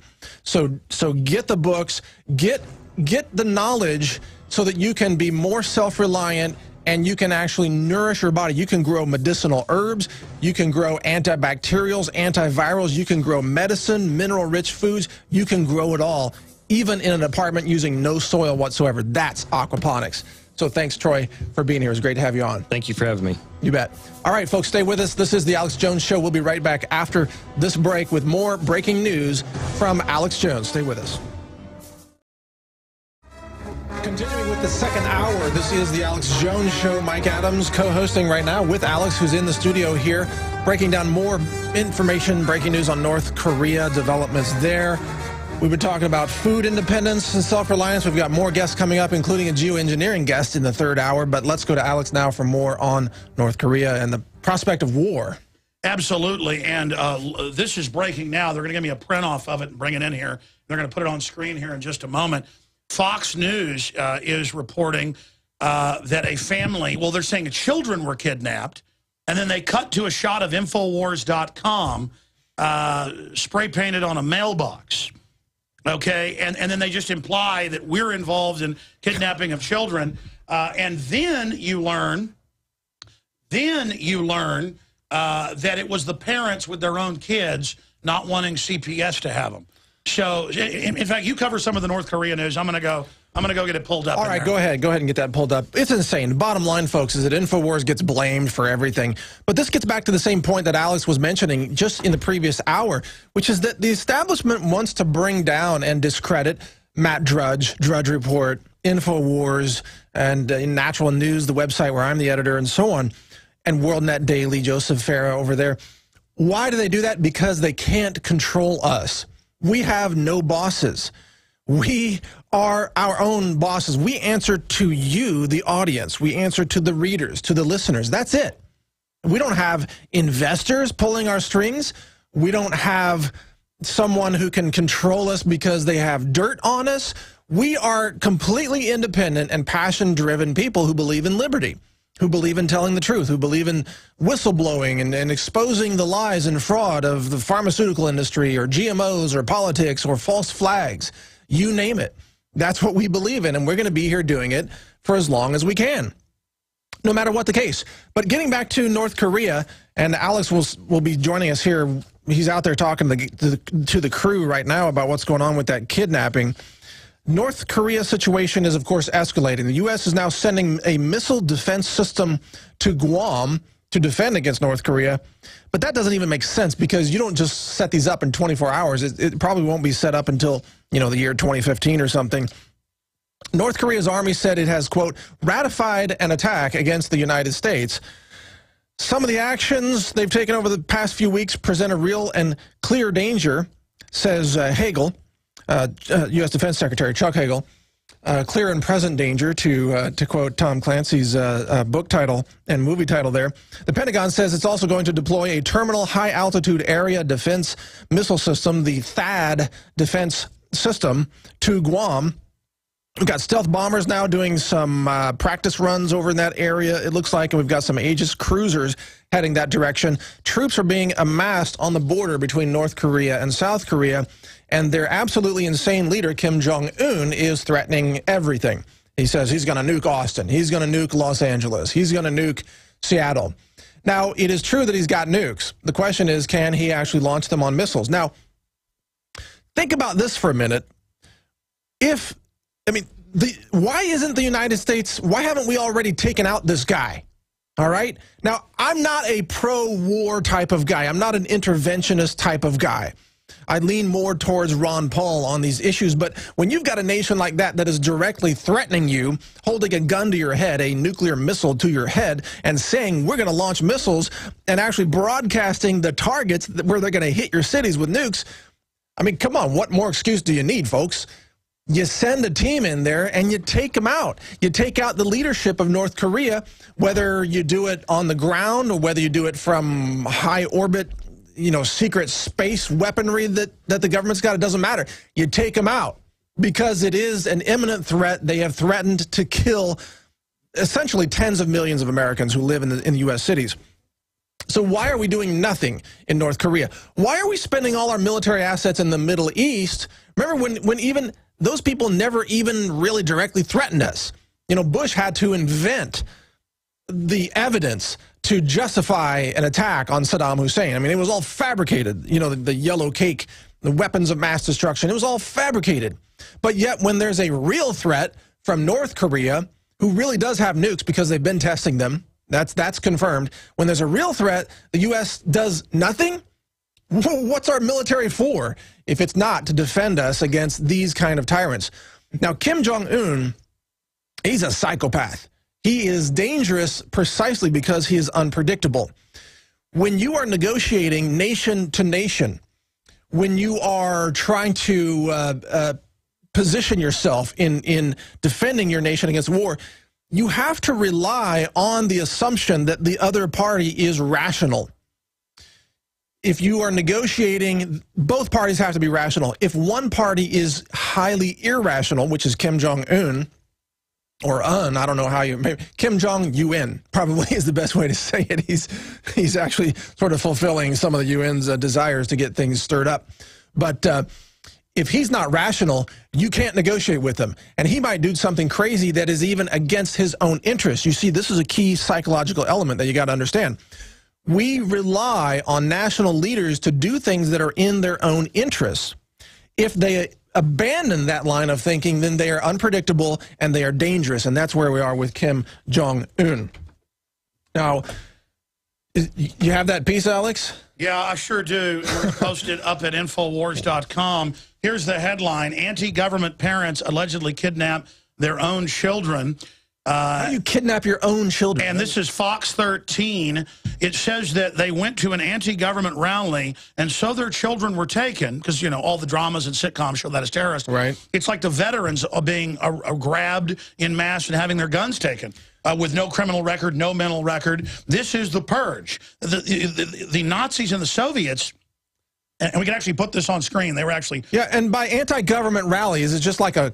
does that mean like a pro-constitution rally? They just say they went to an anti-government rally, and when the police learned that they'd gone to an anti-government rally, when they got back to Florida, they took their children, says it right here in the article, and they're announcing it like they have terrorists. And so the parents got their children back and then disappeared with them. And, I mean, how dare them? It's like the Soviet Union. You know, some people in the Soviet Union ran to the woods. Right. And they were terrorists. They were terrorists as well. And then throughout the newscast, they just show that they had Infowars.com bumper sticker that looks like it's spray painted. That's a bumper sticker we've put out. And they just show the insane criminal evil that is Infowars.com. So they're basically trying to blame Infowars for parents abducting their own children. But I mean, it's like this. It's like this all the time. It's insane. But again, coming up the next hour, you have the special piece we're going to premiere here on the radio, right, where there is no New World Order and there are no bullets, and Glenn Beck agrees. And there's no armored assault vehicles. The DHS doesn't exist. Hey, have you started selling imaginary bullets yet out of your store? Remember? That's the way to raise some revenue right there. The government's buying imaginary bullets in huge quantities. Meanwhile, our government allowed, and the UN allowed, ABB, the Swiss company, with Rumsfeld as its head, to actually transfer the reactors in the mid-90s to... There it is, the mailbox with Infowars.com. To North Korea, so that they would have this. And now North Korea, quote, approves a nuclear strike on the United States. That is French news agency AFP. Reuters also has the similar headline. And that was yesterday. Now they're moving all sorts of... U.S. military equipment into the area. They're openly talking about all sorts of war. I mean, it is just getting crazier and crazier and crazier. I got something for you, Alex. What about this? Colorado Democrat Representative Diana DeGette. She doesn't realize, she's a gun control person, she doesn't realize that magazines can be reloaded. She says that if you have a 30-round mag, which I have here in the studio, that once you use them, the bullets will have been shot, and then there won't be any more magazines available. There's actually a video. Well, you see, you've got the globalists that are all buying billions of bullets, armored vehicles. They know about weapons and know how to use them. Yeah. Feinstein's a big gun aficionado, owns a bunch, has bodyguards. But they count on the general public who think that if they fire a .22, it's going to explode, and they're going to fly back like Police Academy. Right. Yeah. So yeah, there's a magazine. So yes. the sheep will feel safe when they see someone in a black uniform with police dogs barking at them like Nazi Germany, but they don't feel safe if they drive by farmers all over the country, even in rural areas that have shotguns in their cab. Police are called. Anywhere in Texas now, if you fire guns even on 10,000-acre ranches, helicopters, police, you name it, come. And then they come because you're not allowed to shoot guns in America. There's no law. Veterans are being grabbed by the thousands a week that we know of, drug off, force drugged, made to sign papers, are mentally ill. Their guns are taken, and then their kids. And God forbid a veteran run with his son or daughter because now you're a terrorist. And they have Amber Alerts. Oh, my gosh. It actually says in the news article, this is from Fox 13, I'm reading, that the children were taken after they went to the anti-government extremist rally, and then when police questioned them about it at the anti-gun at the anti-government rally, that they were arrested because he was talking crazy. And again, it's crazy to say there's a takeover. But you probably hey, cops, New World Order. DHS is arming. New World Order, foreign banks are imploding us. They're arresting veterans. It's totally hellish. You know, the Obama shipping guns to Mexico, shutting down our power plants. This boy's nuts. And I've got video of state police in Virginia at checkpoints who find a pocket constitution, and they start hyperventilating and arrest the woman. Right here, like one of these? No, just, It was the type we sold. She got it from us. And it was like the Bill of Rights, Constitution, Declaration of Independence, Founding Father quotes with George Washington on the back. But see, this is how the mental health initiatives are going to work. If you have actual knowledge of reality, Alex, they're going to say you're insane. Because you know DHS has 2 billion rounds of ammo they're arming up for use on the streets of America. You know that there are GMOs in the food. You know all these things, so you must be insane, so they're going to take your kids and charge you with kidnapping your own kids. Oh, now the media, notice the media won't talk about them taking bank account money in Cyprus. No. They're taking all of it now because they, in some cases, and the media just says, Cyprus is lucky they got a bailout. Aren't we so fortunate? Welcome back. This is the Alex Jones Show, and we have a very interesting show. A lot of craziness happening in the world today. As you know, if you've been listening, Alex is here in studio with me. Mike Adams filling in today, guest hosting, but it's actually turned into a co-hosting situation, Alex, which is really even more fun. Oh, yeah. I was going to take my son fishing this morning, and then I was going to come in the afternoon as he begs to go bass fishing. And I was going to come in and do administrative stuff and work on things till about 8 or 9 tonight, and then go out for a little company dinner. And I had to just come in because of all this happening. But listen, it just happens. Then Adon Salazar calls me back in there at the start of the last hour and goes, look at this local newscast off of Fox in Florida, in Tampa. And it's like, their headline is, children kidnapped, Amber Alert. There it is, Orlando Sentinel.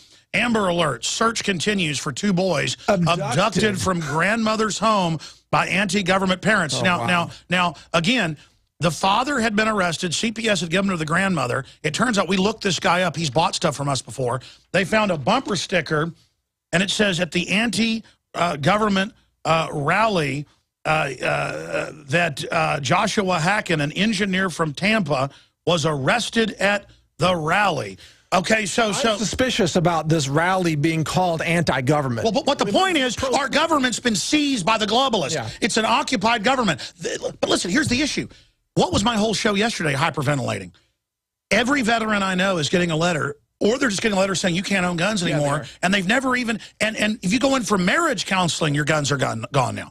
Okay, so, I mean, doctors are spying on you. With people with no mental problems are having their guns taken. This is the purge, and now they have all these sitcoms, dramas, and movies where anybody that criticizes the government's a terrorist and has to be arrested, and so now parents are fleeing with their children, and there's Amber Alerts hunting the patriots. This is how they're going to start the Civil War, is coming after people's kids. They're going to start it. They're losing the info war. No one watches CNN, MSNBC. Everybody knows they're terrorists that staged 9/11, staged Oklahoma City. Everybody knows it's a foreign banking cartel that runs Al-Qaeda. Everybody knows now. And so they're going to call us terrorists and try to start a civil war, hoping the smoke screen distracts everybody. Mike, we were talking during the break. I mean, you see me running around like a chicken with my head cut off. Because let me tell you, this is real. I know. They're going to pull out all the stops. But you're right. The point is they are trying to provoke revoke this because they want somebody to fight back so that they have an excuse to lay down something like martial law.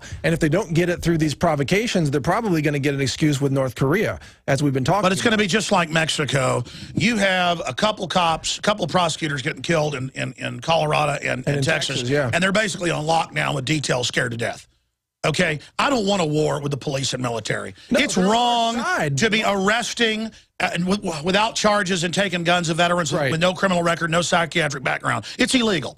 Okay, it's illegal to be taking people's kids that haven't taken shots when there's no law. It's all illegal.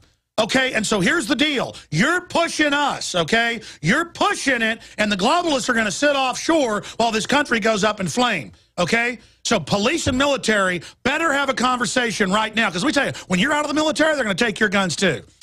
You know, and historically, by the way, I just got to say this, liberty has never been achieved passively, by sitting back and doing nothing. Even Gandhi, he had a bunch of rebels in the country that were fighting against the occupation there. Liberty has not been achieved passively, Alex. That's something, I'm not calling for violence in any way whatsoever, but you can't sit back and find freedom. It's just, it's a rule of the universe. Well, you know, Glenn Beck calls me a fascist and calls me spooky because he's a gatekeeper, and I wish he'd come in on the team, but everybody's having pressure put on them. They've tried to buy you out recently. Globalists have tried to offer me all sorts of deals. Yeah. You know, this is the issue here is that they're taking over, and everybody's scared, and everybody's going to go along with this. I'm not the one that's spooky. The New World Order, I mean, ladies and gentlemen, I'm reading where they're now going to start taking money out of bank accounts in other European countries. First it was 10, then 20, then 40, then 50, then 60, then 80. Yep. Now they're going to take everything, and they're going to do that here. I found where Geithner's saying they're going to take private pension funds. And you know what? When you get angry about it, the cops aren't going to shoot rubber bullets at you, folks. They're going to mow you down. They're going to have cops mowing people down when the cops have had their pensions taken. Look at Spain, where they've been killing people over their pensions being stolen. Well, and the cops have had theirs taken too, you idiots! They're defending the very system that's going to betray them. That's what they don't realize yet. The pensions are going to be targeted, no question about it. Well, listen, this family, we need to put out a hotline for the family to call us here. Absolutely, yeah. Is that the absolutely. We went and looked. He's bought stuff from us. It's a listener, an engineer. We need to come to his defense. And imagine he goes to a anti-government Tea Party rally. Yeah, Tea Party rally. And then they say you shouldn't have kids at an extremist rally. And then they search his car and claim they found a marijuana paraphernalia. Which could be anything. Oh, well, they can plant it on you. A pipe. Yeah, yeah. I mean, I probably smoke marijuana every 3 years. They're going to plant it on me and take my kids? Well, they are saying that these parents abducted their own kids. By the way, the new thing is they're taking after the veterans have the guns taken, there's no judge, no jury. They just say you're mentally ill. Your kids are next. And I know. Yeah. You're going to be hunted down, too. They're going to come after all of us. This is the re-education camp takeover. Mike Adams, you'll be right back. All right, welcome back. This is the Alex Jones Show. Mike Adams, the Health Ranger, guest hosting today. It's been an interesting show already, and I think Alex, I mean, he could jump in at any time depending on what's happening, by the way. In the third hour, we're going to take some phone calls. We're going to ask for calls in the third hour from people in Korea, Japan, or Taiwan who are listening to the show and might have information about what's happening in Korea, but especially Korea. But please, we need you to call in English. That goes without saying because our audience is English. So if you can do that, then please plan to call us in the third hour. Now, we're going to shift gears here from the North Korea situation for a while, and we're going to go back into food self-reliance because this is a key technology. Now, I believe there are 5 key technologies for liberty that are all decentralized, non-controlled technologies that actually, they help you be healthier, they help you be more free and more self-reliant. And one of those technologies, and probably the key, is aquaponics.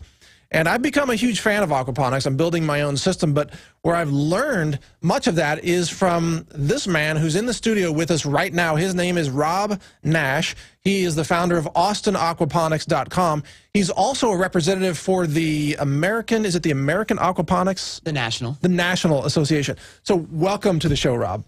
Excellent. Thanks for having us. It's great to have you here. And by the way, you're a really awesome teacher. Well, thanks. Your course, I took your Saturday course. Yep. I learned a lot. Awesome. Glad to have you. You're very good at it. So tell the audience what you do, because you're a hands-on guy who's having a lot of commercial success with growing food. Yeah, well, you know, about 7 years ago, we decided I'm going to give this farming thing a try. And in researching the best sustainable methods out there, we discovered aquaponics, which seemed to be a perfect fit for us. I had already been keeping koi pond in the backyard and had experimented with hydroponics, and so they were a natural combination. And so we've been at it commercially for about 5 years now. And just through demand and multiple requests, we started doing the backyard trainings. So many people had found a new interest in it. Yeah. And it's just blossomed from there. I can't keep up with the phone calls. Now, you have huge hoop houses. I was there. You have a raft system. You've got grow beds. You've got wicking beds. You're growing the most beautiful lettuce I've ever seen. And you're actually selling this in grocers all over town, right? Right now, we're really limited to our one farmer's market there in the Bee Cave area, the Lone Star Farmers Market. Because everybody's buying it up right there, huh? Correct. And the greens, as you saw that day, everybody's in this greens movement right now. It's all about kale and chard. And, of course, the lettuces always do really well, too. Yeah. But we're in a few, two, to be exact, local restaurants, Italian restaurants, that just can't get enough of our basil. And so that's our biggest commercial market. So are you now seeing, I mean, you've been doing this for many years, but are you seeing a surge in interest from people in this food technology? Absolutely. You know, aquaponics has officially been on the map for, I'd say, 6 or 7 years in terms of small scale or backyard personal food production. But in the last 12, 16 months, it has just exploded in terms of backyard hobby gardeners wanting to adopt this as a means to grow food. Why do you think that is? What are you hearing? I would say mostly because of in Texas, it's mostly because of the climate. You know, you hear all the time, if gardening were any more difficult, it would be impossible. And so aquaponics has proven to overcome some of the summer challenges as well as in the wintertime. But I would think that with the food safety and security issues that we have and, you know, the quote-unquote broken food system that we're having to deal with, I would think more and more people are looking towards food production really to save on their food bill. Yeah.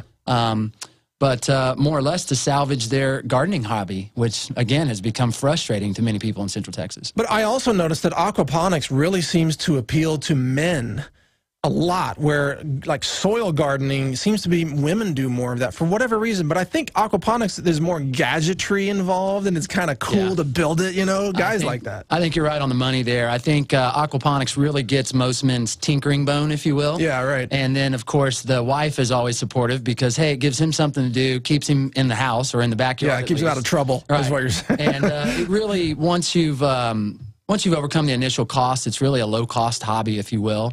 So what a better way for a family to spend some time than for the man to be able to build something and watch it go, and then the ladies to be able to bring something to the food table. Yeah, and it's incredible because you don't even have to really bend over that much. You know, a lot of people don't like just the physical bending of gardening. These grow beds in aquaponics are at waist height. You can set them almost at any height you want. Correct. I've even heard of people in wheelchairs running aquaponic systems because they can do it. They can physically do it. That is correct. Yeah, you get a lot of elderly folks or in one way or another disabled, and they really do enjoy the raised beds. And in a wheelchair access scenario, usually there's room underneath the beds that you could wheel up to. So it really is more like a tabletop garden, if you will. Yeah, that's a good way to put it. It does take out a lot of the bending over and the backaches. There's no weeding. No weeding at all, yeah. I remember you showed me weeding. It was like 1 second. I think you may have saw There's an actual one weed, yes. Right, so, you know, it's not zero weeding, but one weed versus 1 day of weeding, it's pretty cool. Now, the other thing that I really appreciate about you in particular, but also Troy, who we had as a guest earlier, but the entire aquaponic community, is it feels very open source to me. I don't find a lot of people saying, oh, I'm not going to share my secrets with you. You have to pay me $20,000 to have my secret patented system X, you know. No, aquaponics is like, we want to share the information and empower you with the knowledge that you need to grow your own food, and we hope you can empower others. Yeah, you do see a lot of that. I believe that aquaponics was really born during this information age, if you will.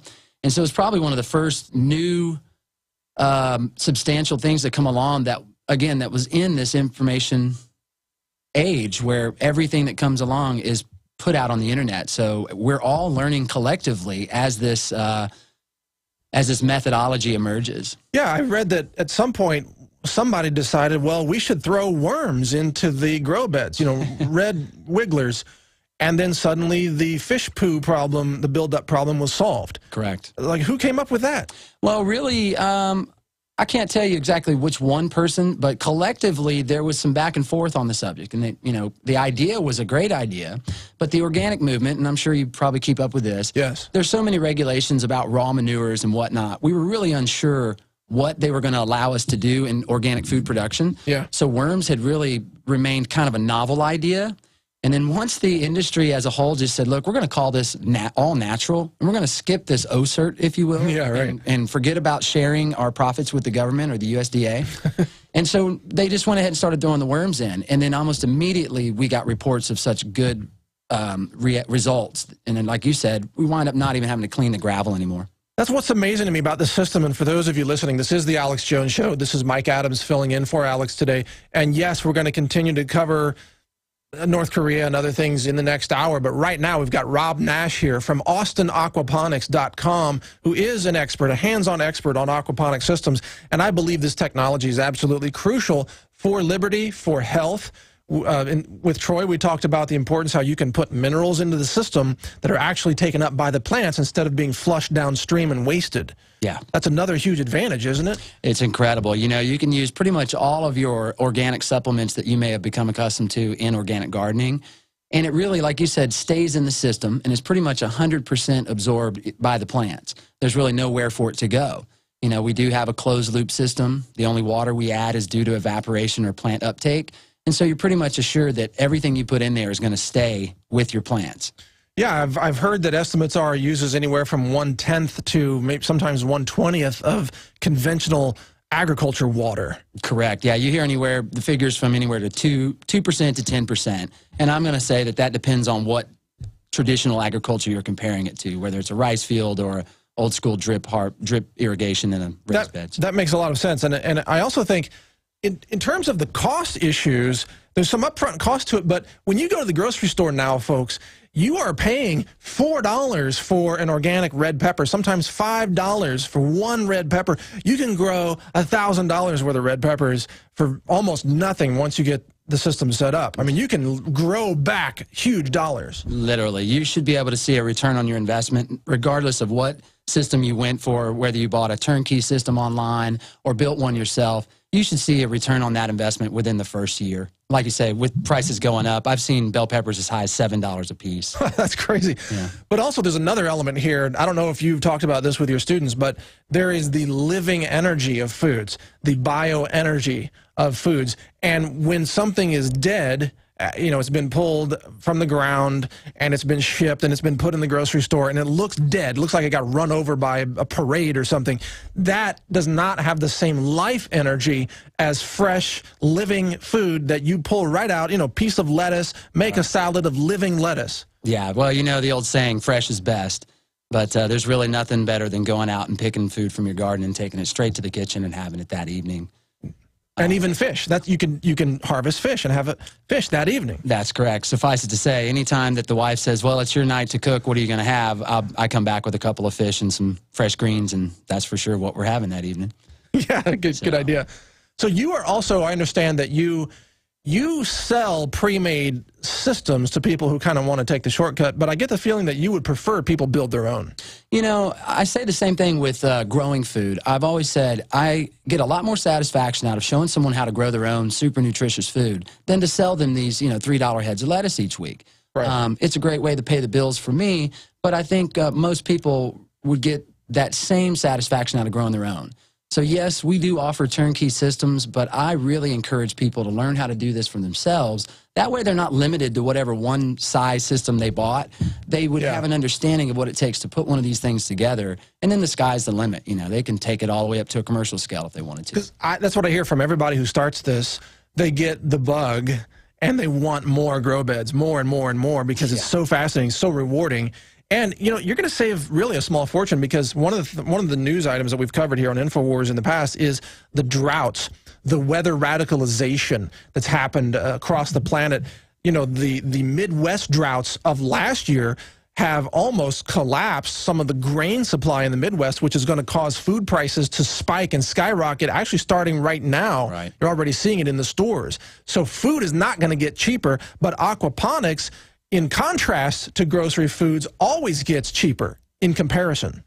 I would have to agree, sure. The economics just make sense. Right. Yeah. Again, don't let the sticker price of a new system shock you. Although I must say there are some out there that are a little overpriced, in my opinion. But I'm going to assume that that's production cost, shipping, and materials that they used. And the systems that we like to advise people to build really are do-it-yourself or bought from local hydroponic shops such as Troy's shop. And with this new aquaponic movement, a lot of the hydroponic shops have embraced aquaponics, and so it's a great place to start if you don't know, where to start. Yeah.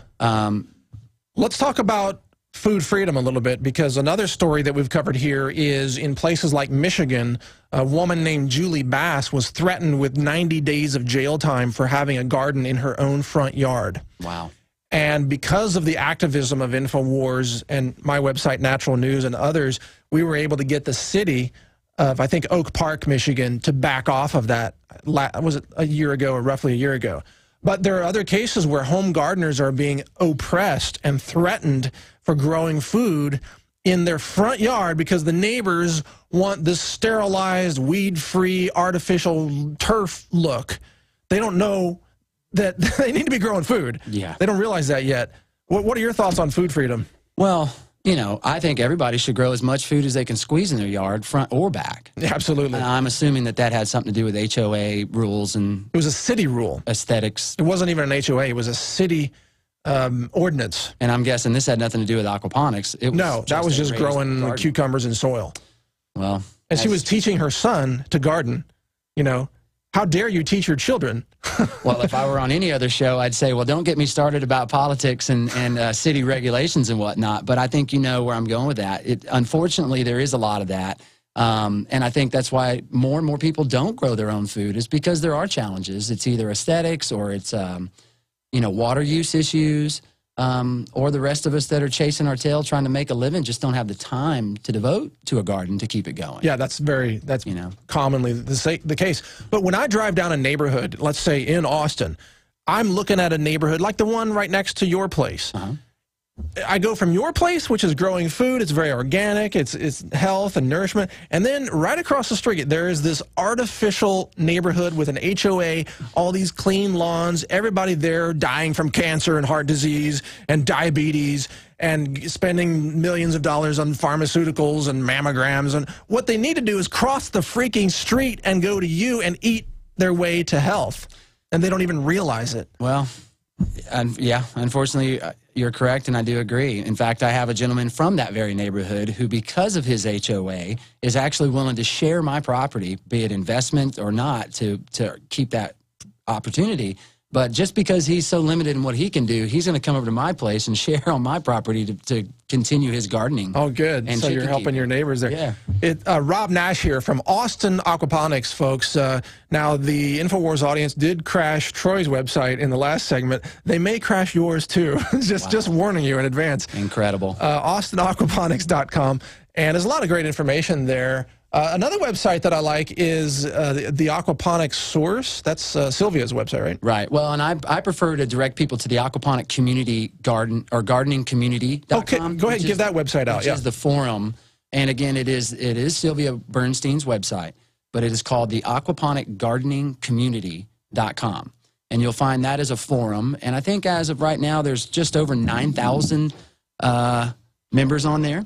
And majority of them are backyarders or beginners. But I will say that it's probably the biggest collection of aquaponic experts that you'll find directly communicating with beginners. And so there's a ton of good information on there. That's great. And I think also the key concept to get across to people is you're not using chemicals to grow plants. You are growing an ecosystem. There are more bacteria in there than anything. You've got bacteria, worms, fish, and plants all together in basically a closed-loop system. You got fish food, of course, but basically a closed-loop system that is self-sustaining, self-cleaning, self-supporting. That's a breakthrough. It's pretty incredible, and it's funny because really all we're doing is nurturing nature's biological processes. Right. We haven't really created anything new. The earth does this every day. We've just created a man-made way of harboring all of those benefits. And I think the more we understand about the biology of soil and the importance of funguses and bacteria, the more we're able to utilize them to our benefit.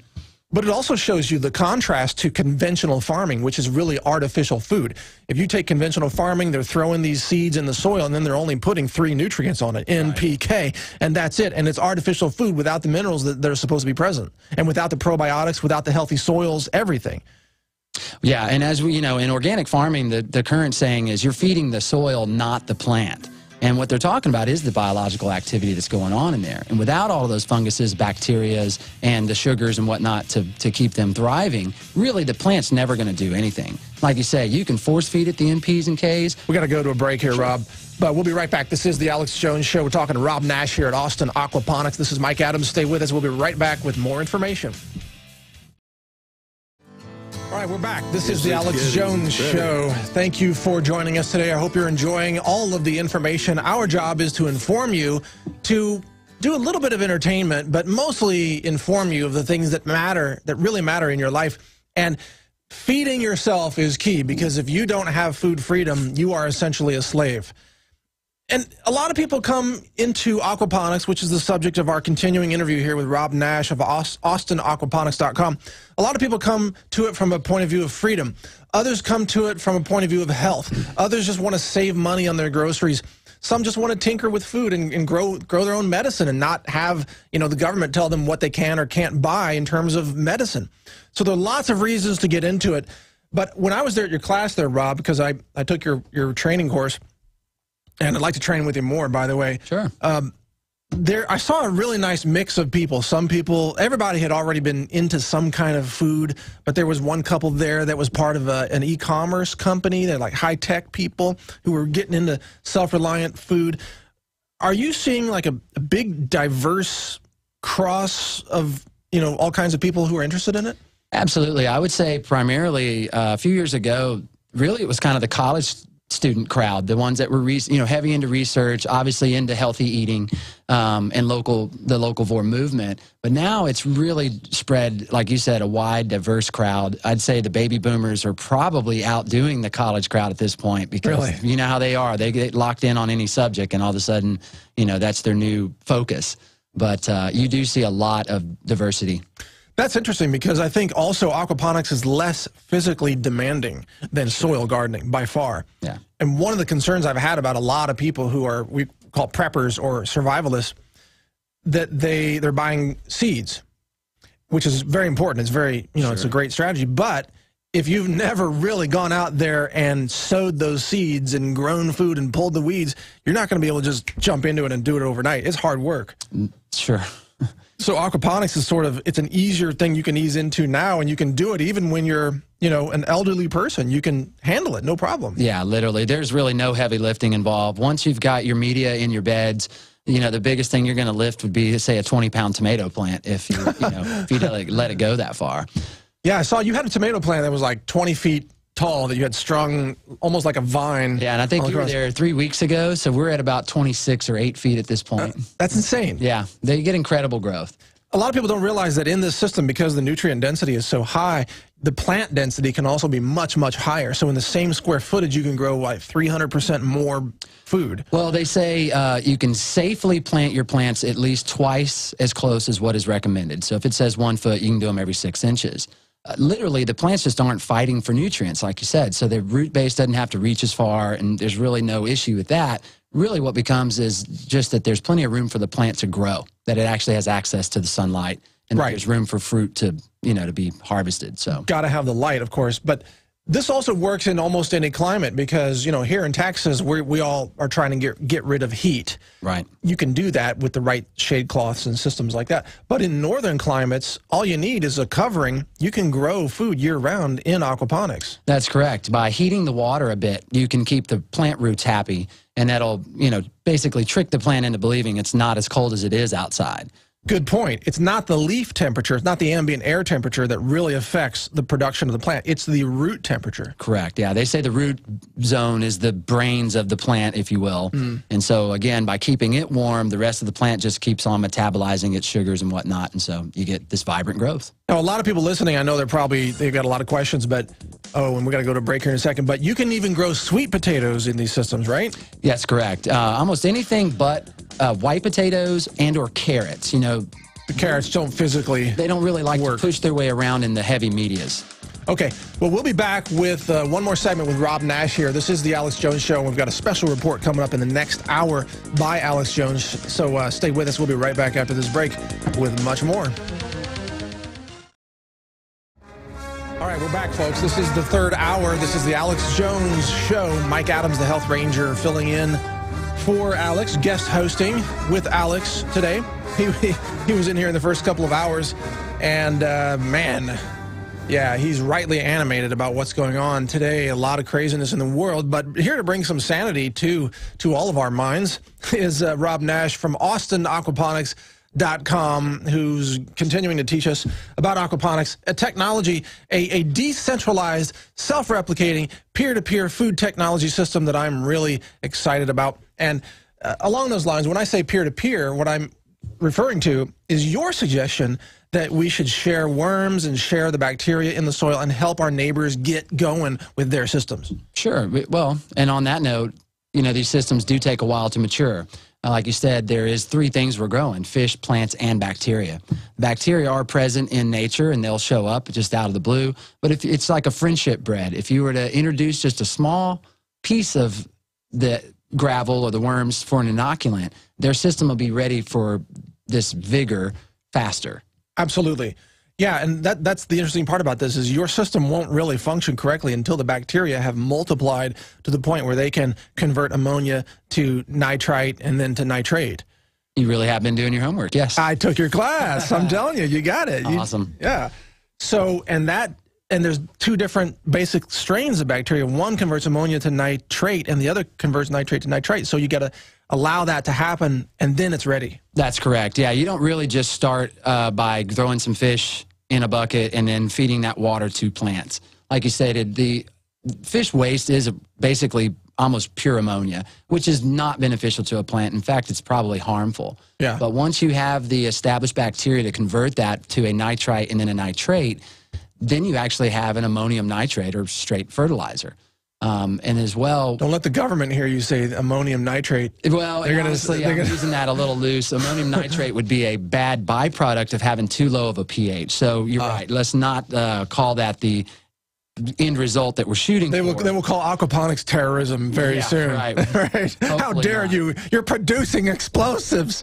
Well, you'll have an explosive garden, I can say that. And I tell you, if they were to go to our About Us page and look at the pictures of the giant kale, that's one of the photos we get the most comments of. And you want to talk about some explosive growth. Oh, there it is. Yeah, if you scroll down just a little bit down there, there's it is probably the picture that is my... Keep going, guys. Oh, there it is. Dinosaur kale. Look, it's like taller than you. My wife's caption to that picture is, "Honey, I shrunk you," amongst the kale plants. That's crazy. And a lot of people would assume that those plants probably were very tough or bitter.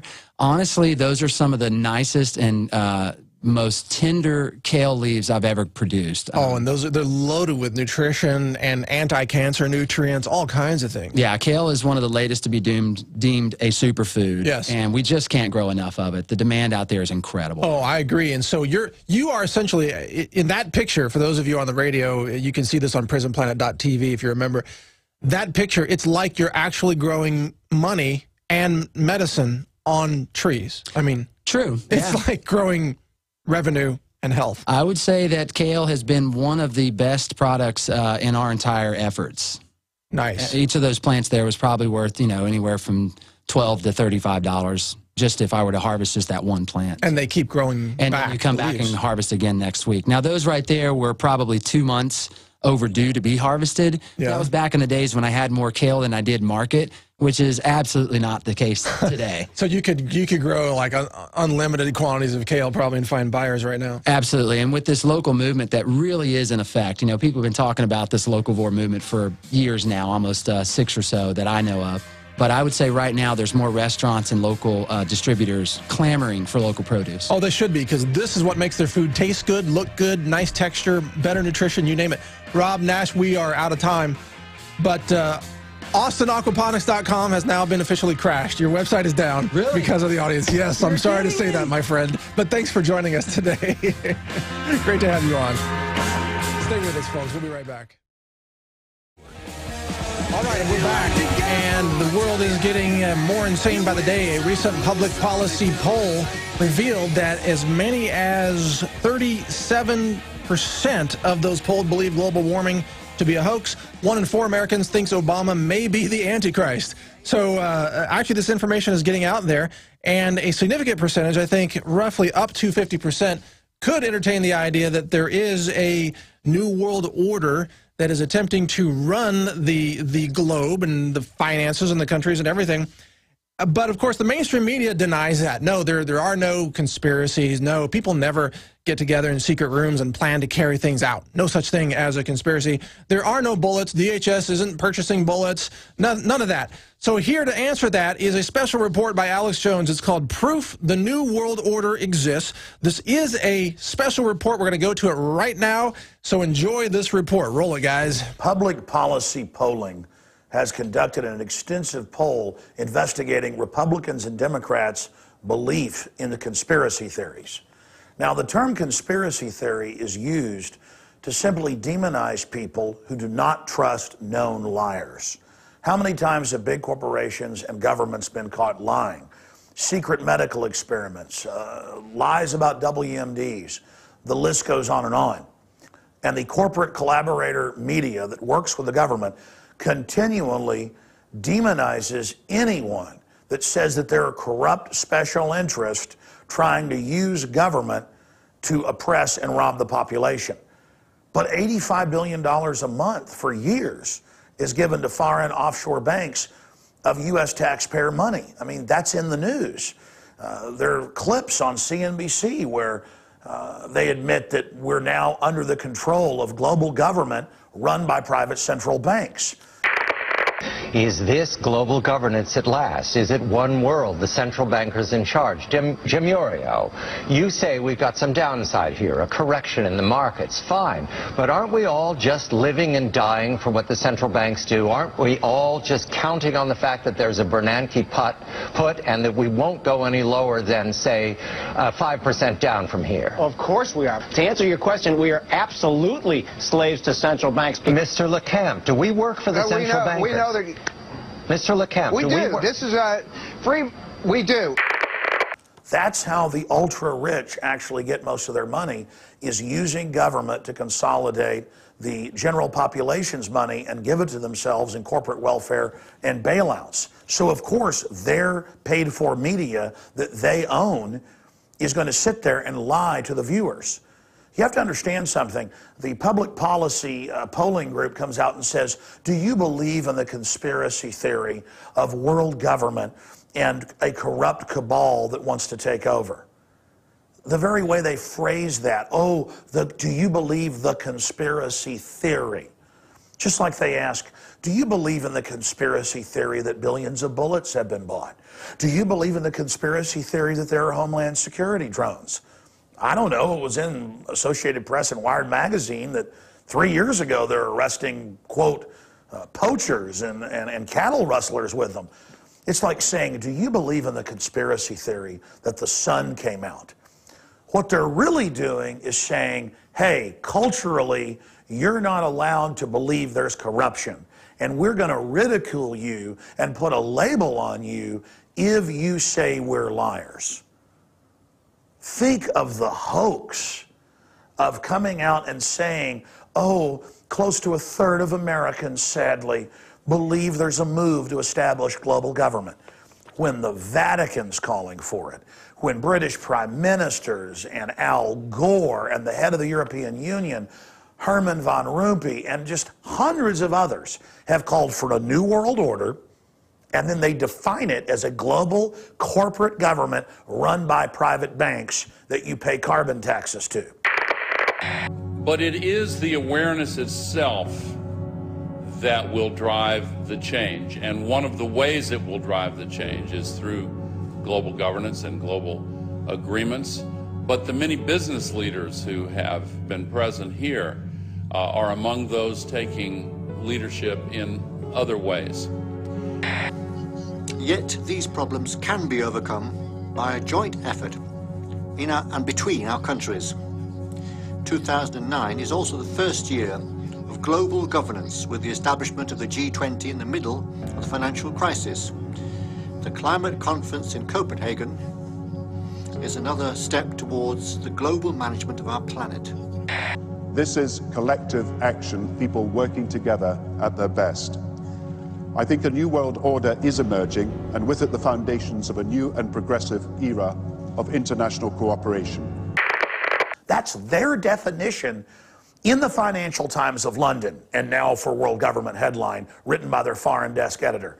That's the definition in Time magazine, a bank of the world.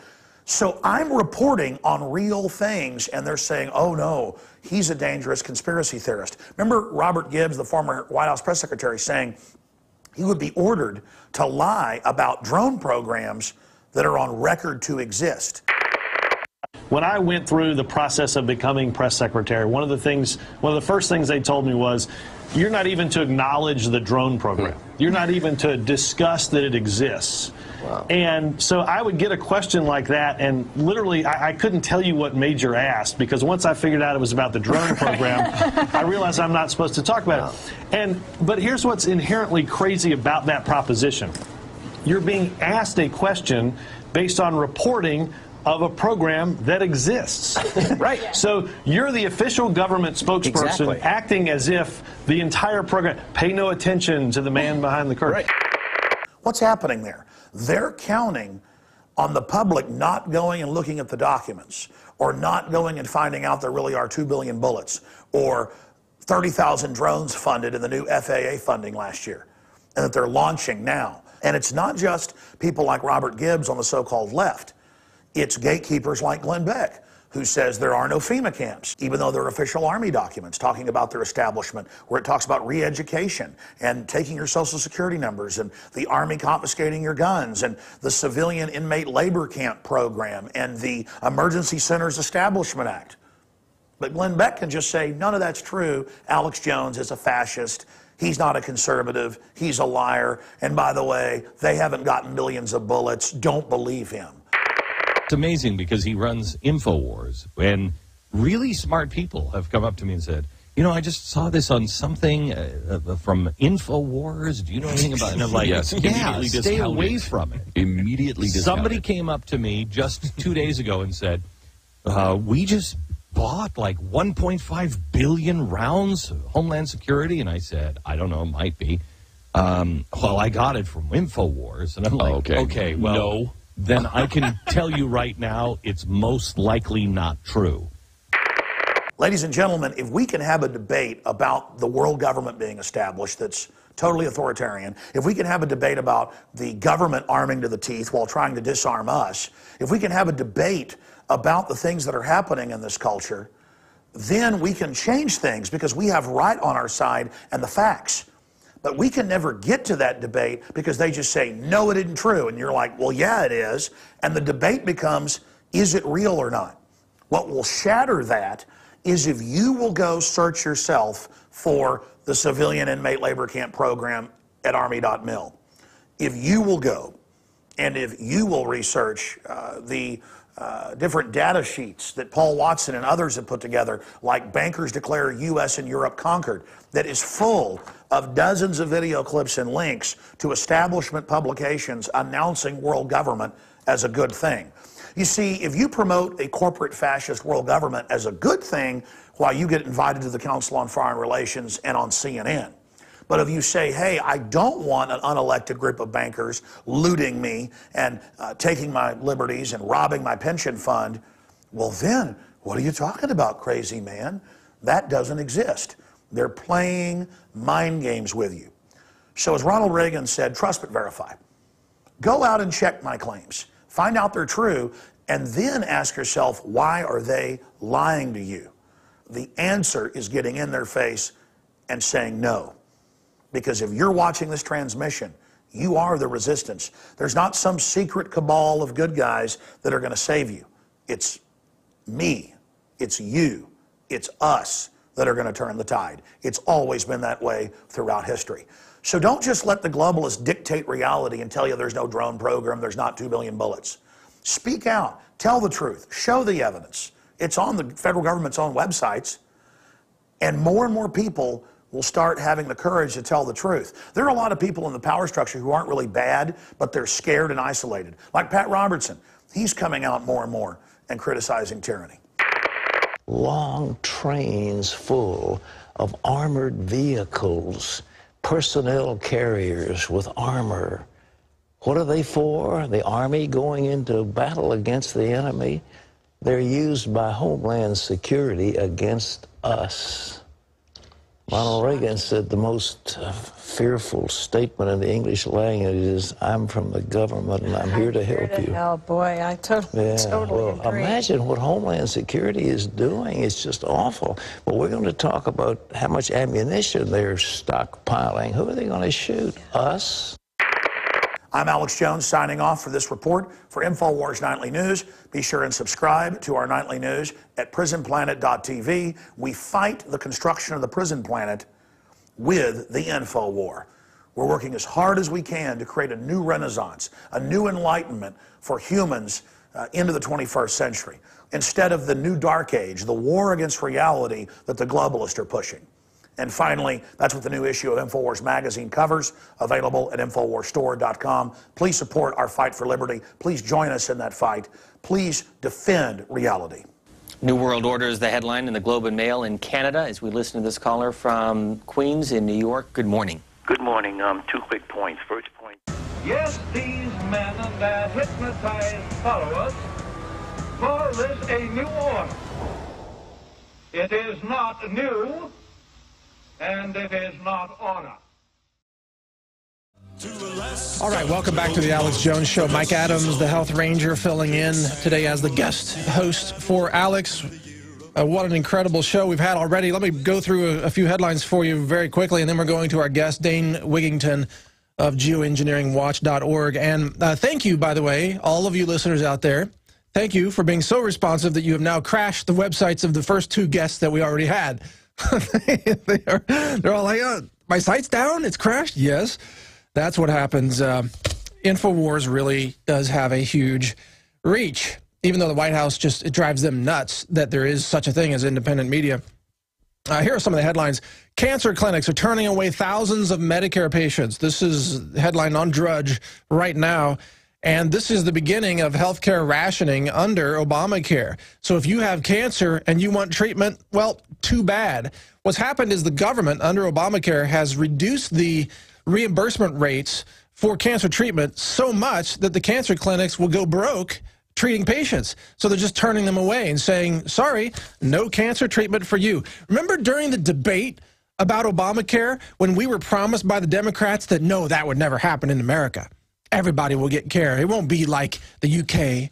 It won't be like that at all. Everybody's going to get their care. Well, there you go. Once again, InfoWars proven correct again and again and again. It just keeps happening because InfoWars reports on reality. That's what that special report was just about with Alex Jones. It's about waking up to reality and not living in the delusional fabrication world that is inserted into your head by mainstream media and the White House. Now, there's another great story on InfoWars. I saw it yesterday by Kurt Nimmo.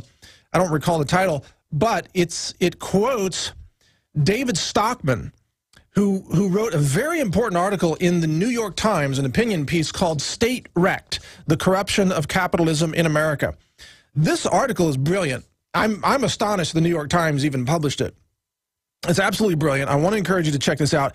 In that, David Stockman breaks down, and also Kurt Nimmo's article summarizes this, so you might find it at Infowars.com. But Stockman breaks down what is happening and why there will not be another big financial bailout. The bailouts are over. The big bankster bailouts in America will no longer work. The collapse is coming, is what he says. I'm paraphrasing. But he gives a lot of details, and this is the guy who was in the Reagan administration as a financial advisor to Reagan. I may not have the right title, but he knows what he's talking about. In other news, the ACLU, get this, says that Reid's gun control legislation could threaten privacy rights and civil liberties. So now we've got resistance on Senator Harry Reid's gun bill from the ACLU. They're concerned about this national gun registration list idea, which is essentially, a universal background check idea, which is essentially a gun registration system. So universal background checks is how the government plans to build a database of who owns guns and where they live. And you can only imagine what they want to do with that. And now even the ACLU is waking up and saying, you know, this is an invasion of your privacy, and certainly it violates the Second Amendment, which says that your right to keep and bear arms shall not be infringed. And tracking you would be an infringement, of course. Tens of thousands of Obamacare navigators to be hired to help you navigate the complexity of the Obamacare system that is going to deny you coverage if you have cancer. How's that for fun? So now this is the government's new job creation program to have thousands of people helping you decode the highly complex Obamacare healthcare bill that no one even read before they passed it. Remember what Pelosi said? We have to pass the bill so we can find out what's in it. Wonderful system. A Bitcoin exchange was recently hacked, causing prices to temporarily tumble, but they're still way, way higher than they were just 2 weeks ago. And, well, that's it for the headlines. Let's go to our guest. Actually, I'm sorry, we're going to go to break here in just a minute, so let me just give a brief intro. His name is Dane Wigington. He's the creator of geoengineeringwatch.org. And I've never interviewed Dane before, but he's been on Coast to Coast with George Norrie and others. And he seems to know his stuff on geoengineering. And I'm going to specifically ask him about what's really going on with chemtrails, what's going on with weather modification, which we know is happening. I mean, it's openly written up in science magazines in the Middle East that they're using it to bring rain to some of the cities there. I'm going to ask him about what this means for the future of our ecosystem that produces our food. So could the ways that the governments are messing with the weather, could that cause more droughts, more floods, more storms, more food collapse all around us, which is the reason why I talked about aquaponics so much in this show, because if you're not growing your own food, you're not free, even if you have guns and ammo and gold and silver. You got to feed yourself, and you can't eat gold, folks. Gold is great, but you also need to be able to stay alive while you have it. So stay with us. We'll be right back after this break with Dane Wigington from geoengineeringwatch.org. This is Mike Adams on The Alex Jones Show. We'll be right back. All right, we're back on The Alex Jones Show. Real quick, before we go to our guest, a grand jury has indicted Antonio Buehler here in Austin for the supposed crime of filming police. So let's see. In Austin, we've been threatened with having InfoWars bumper stickers on our cars. Been told it's illegal to hand out magazines on a sidewalk, even when you're not blocking the walkway. And it's now illegal to film police. Now, they can film you because there's no expectation of privacy, but if you film them, well, then you're going to be arrested and indicted. And this has just happened. He's now facing several misdemeanors for, quote, defying lawful orders. But it's not a lawful order to tell a citizen you can't film police. So, you know, look, all I want, and all I think Alex wants, is the restoration of actual law and liberties. That is the Constitution, the Bill of Rights. The restoration of law in America the way it was written. And we are not anti-government. We are anti-criminals in government. We would love a constitutional government to be running the show. We are pro-government. We're not we're anti-criminal. We're anti-corruption, we're anti-eugenics, we are anti-deception, we are anti-disinfo propaganda, we are anti-dehumanizing toxic chemical GMOs, vaccines with mercury, all that kind of stuff. We are pro-constitutional government running its limited role in America and pro-liberty at the same time. So now, with that said, let's go to our guest, Dane Wigington, who is the creator of geoengineeringwatch.org, a very interesting website. Let's hope that's one website that we won't crash today. So anyway, Dane joins us by phone. Thank you, Dane, and welcome to the Alex Jones Show. Thanks, Mike. Thanks for addressing the issue. And just to correct the record, I want to give credit to Mauro Oliveira for originally starting the site, and Yvonne Noctegal, great gal, without which we would have no site. But okay, I'm sorry about that. You're running the site. They're great people. I just want to make sure they know what we give them credit because they deserve it. Yeah, give credit where it's due. Absolutely. On this issue of geoengineering and the ramifications, if people truly understood the gravity of this issue, Mike, everyone would carry this torch because, as you stated before the break, people's provisions won't do them any good if they're not able to feed themselves. Those provisions won't do them any good either if they continue to inhale this toxic, metal-laden air that each and every one of us is breathing. And if we continue to be exposed to these particulates from the geoengineering fallout, we will not be firing on all neurons for much longer. And we're seeing the effects of that already with the autism and Alzheimer's reports from 2 weeks back. I mean, these particulates are bioaccumulative. They are in every breath we take. If they continue to spray, we will have nothing to care about in very short order. Tell us about the chemical composition. I've heard of barium salts, aluminum. What really is being found in these things that are being sprayed? Again, people need to understand that these particulates are not coming from the wind blowing or industrial sources. These are new levels of particulates, and industrial sources have been eliminated from much of the testing. And again, there's simply nowhere else they can come from. In the case of the amounts of aluminum and barium that we're seeing in tests along the West Coast, we've seen single rain events, Mike, escalate in 6 to 7 year period. In the case of aluminum, as much as 50,000%, from 7 parts per billion to 3,450 parts per billion in a single rain event. Many want to leap to the conclusion that this is coming from China. CARB, California Air Resources Board, has done studies on the aerosols from China. Metals don't float across oceans. These toxins are new. They're coming down in such extreme amounts that they're actually changing forest floor pHs 10 to 15 times toward alkaline in the Pacific Northwest. So it takes a lot of metal to actually change the pH of the forest floor. Oh, yeah. So what would it be doing to us in each and every breath? Again, it's actually killing trees. So certainly the bioaccumulative effect on us has to be horrific at this point, and all the medical stats seem to bear that out. You know, Dane, I have to concur with much of what you're saying here. I'm the health ranger, the editor of Natural News, but I also oversee the raw materials acquisition for our own certified organic manufacturing and retailing operation. And we are having to reject a lot of raw materials now because we're detecting unacceptably high levels of aluminum in the materials. I'm talking about, food, superfood, plant materials, whatever. We're finding it's alarming, and we have to reject a lot of suppliers. Well, certainly the metal's there. That's not a debate, and it's not speculation in any sense. And we're seeing other things in the mix too, Mike. There's researchers from Norway and Germany that have contacted us some time back.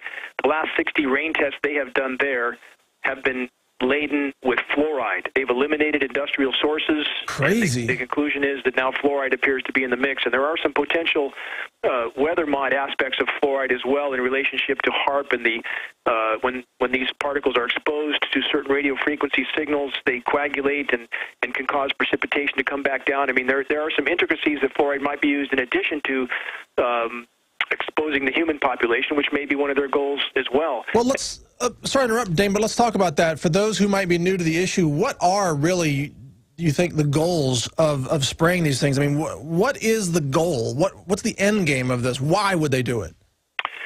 Again, I think there's a number of layers to that onion. There's military strategic purposes. We have the document Owning the Weather by the U.S. military. Obvious strategic purposes. At this point, there does appear to be weather warfare going on around the globe. You have the NATO powers on one side of the equation. You have China, Russia on the other.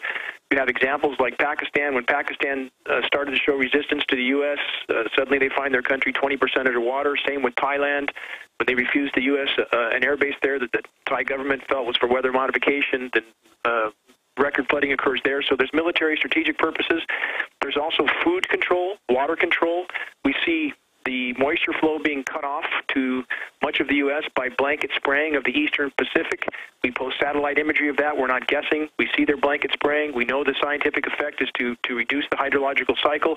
Water's cut off, then water rights are pursued. That's happening right now. So it's the disaster capitalism act all over. Then you have toxification of soils that renders seeds almost infertile, except for the DuPont aluminum-resistant seeds that are now being pushed. So, again, food control, water control, military strategic purposes, and quite simply, a population that's sick doesn't protest much, and we are all getting sick, whether we realize it or not, whether we admit it or not. It is happening. Well, enough aluminum to kill a forest, enough metal, barium, strontium to kill forest trees will certainly kill us eventually. Absolutely. And this also reiterates the importance of something I mentioned on the show here before, which is we're going to have to grow food in greenhouses, because if your food is subjected to what's falling out of the sky that's being sprayed, then you're going to obviously be intaking that in your food. So this is why I've been talking about aquaponics, because you need to have a food system that you can run yourself that's not taking in, you know, these things, these elements that are falling out of the sky, especially in some areas where they're really doing the most spraying. Now, real quick, Dane, let me just give out the phone number. For those who've got information about North Korea, if you are listening from Korea, South Korea in particular, or Japan or Taiwan, if you're nearby and you have information and you want to call in, we're going to take your calls in the last 5 minutes of the show today. The number for that is 800-259-9231. And if you're international, then that number is 651-695-7777. Again, that number for international callers is 651-695-7777. So please call in if you have information about what's happening there with Korea, and we'll take your calls in the last 5 minutes. Now, continuing, Dane, and I'm sorry about, thank you for being flexible today. We've had a lot of breaking news that sort of moved things around, so I want to thank you for your patience and your flexibility. No worries. So, go ahead with what is the next most important thing that people need to know to be able to protect themselves from the spraying?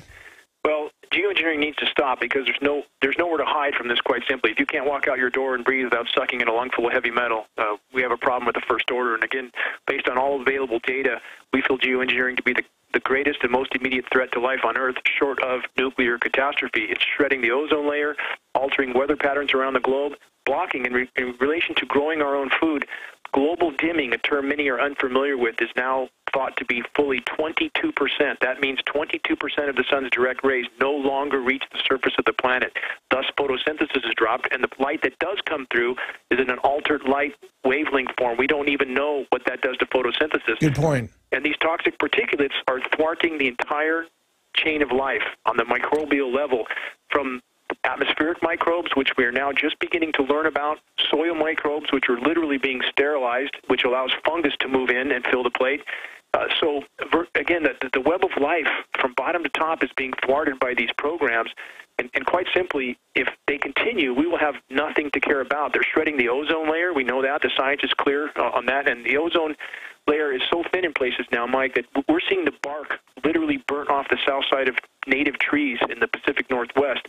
And no ozone layer, no life on Earth. Again, you know, it's crazy. You know, I'm not saying this is the case, but it sounds like a science fiction movie where like an alien race wants to terraform the planet. I'm not saying that I believe that's happening. It's just an illustration out of sci-fi, but it sounds like that. You know, it's like they're changing it so much. And you mentioned the pH changes. If you change the pH of the soil, you're right. You're going to create massive disease across all those soils and all the plants that grow in them, and you're going to change the nutrient uptake based on pH. You're going to really disrupt the entire ecosystem. Based on pH alone, those factors come into play. But now we add bioavailable toxic metals. In the case of aluminum, we know quite a bit about that. Bioavailable aluminum causes most plant organisms to stop nutrient uptake. And we see this happening in the forest right now. The fir trees, yes, they have beetles, but that's only a symptom, not a cause. We know the bioavailable aluminum's there. We know its effect, and we're seeing the fallout in the forest. Trees are virtually dying everywhere. We have native plants that aren't even sprouting now. So there are so many facets to this that affect every bit of our ability to sustain life, the planet's ability to sustain life. If people understood the gravity of geoengineering, Mike, they would help us take up this torch, because quite simply, if it doesn't stop, we're very soon going to have nothing left to care about. And on the human implications here, you know, the FDA will say you can eat a certain amount of aluminum and not be harmful, but those numbers don't take into account inhaling particulate matter.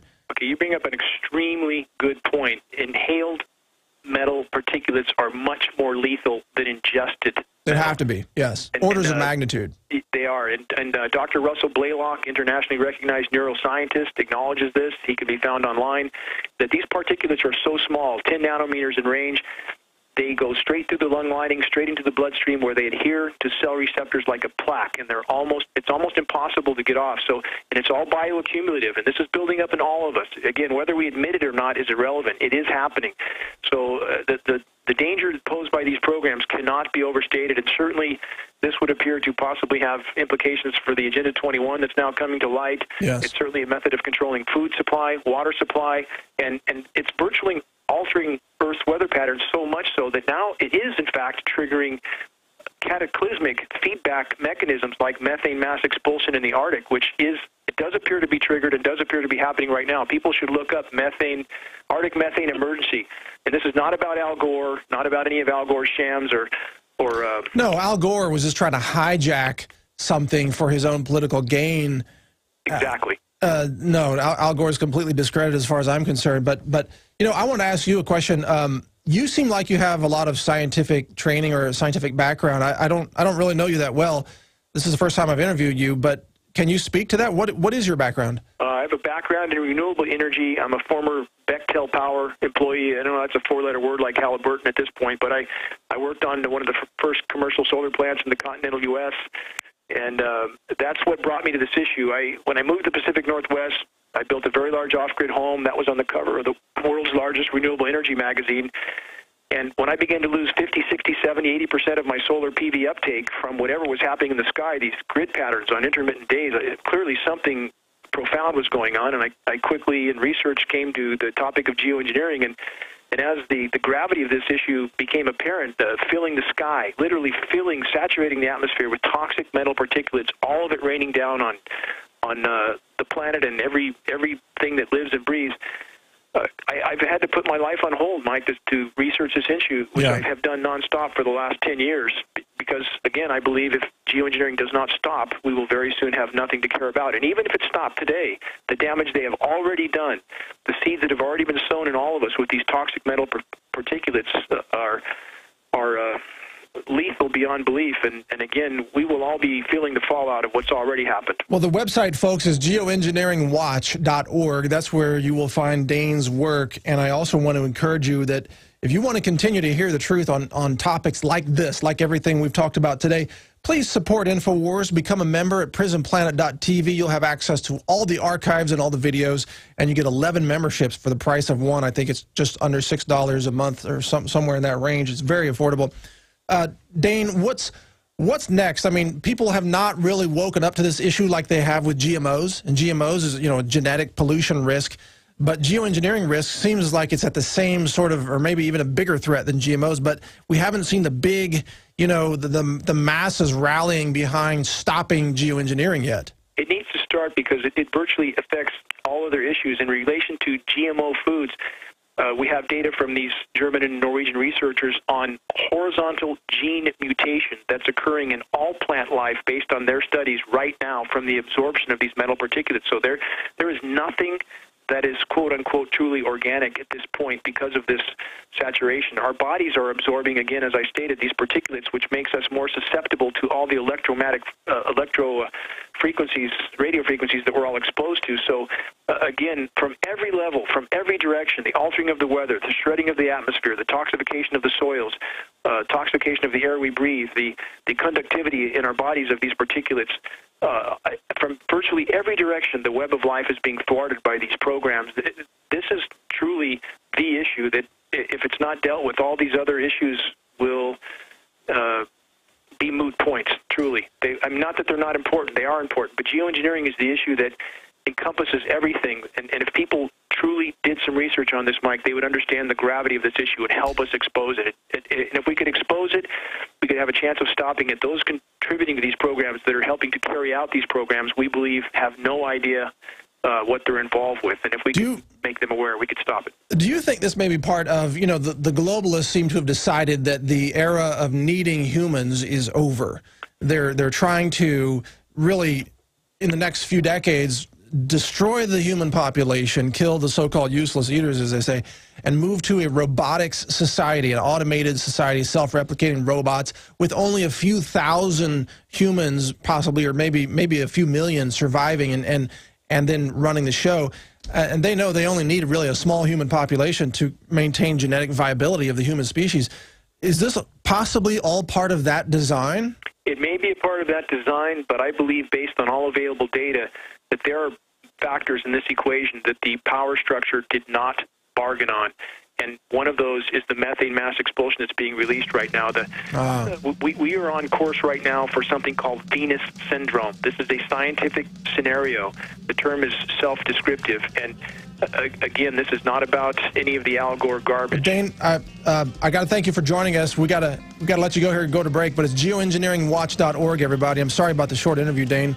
I want to talk to you again. Thanks for taking the time, Mike. You bet. Thanks for being on. I want to talk to you again in the future. We're going to go to calls next from Korea, so stay with us. We'll be right back. All right, we're back. We're going to take some calls now, and it was kind of a long shot seeing if we could get somebody to call in from Korea, given that it's not, day over there right now. But we do have a caller from Taiwan named Aspen. So, Aspen, you're live on the air. Go ahead. Hey, Mike. Hi there. It's great to talk to you, and I've had actually a lot of trouble following the stream tonight. I don't know why the GCN application doesn't work very well from where I am here in Taiwan. Well, yeah, it could be bandwidth issues, but are you seeing something interesting going on over there? Well, I've actually been on the phone for about 2 hours tonight, trying to get through to the show, and also trying to get through to the Alex Jones store. Over here in Taiwan, what we have is a microcosm of the Asian mindset, and I've sent emails to Kurt Nemo. I know you guys get like 15,000 or something. Yeah, it's impossible to handle it all. But what, to the point, what are you seeing? Well, what I have learned from being here in Asia, and I am married now. I have an Asian wife. I have permanent residency here in Asia. What I have learned of the culture here is that it is completely different.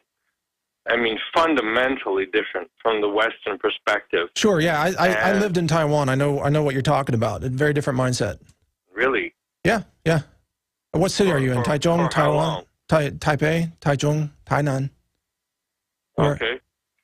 Where are you, man? And so I've been trying to exchange emails with Catherine over in the store about. Okay.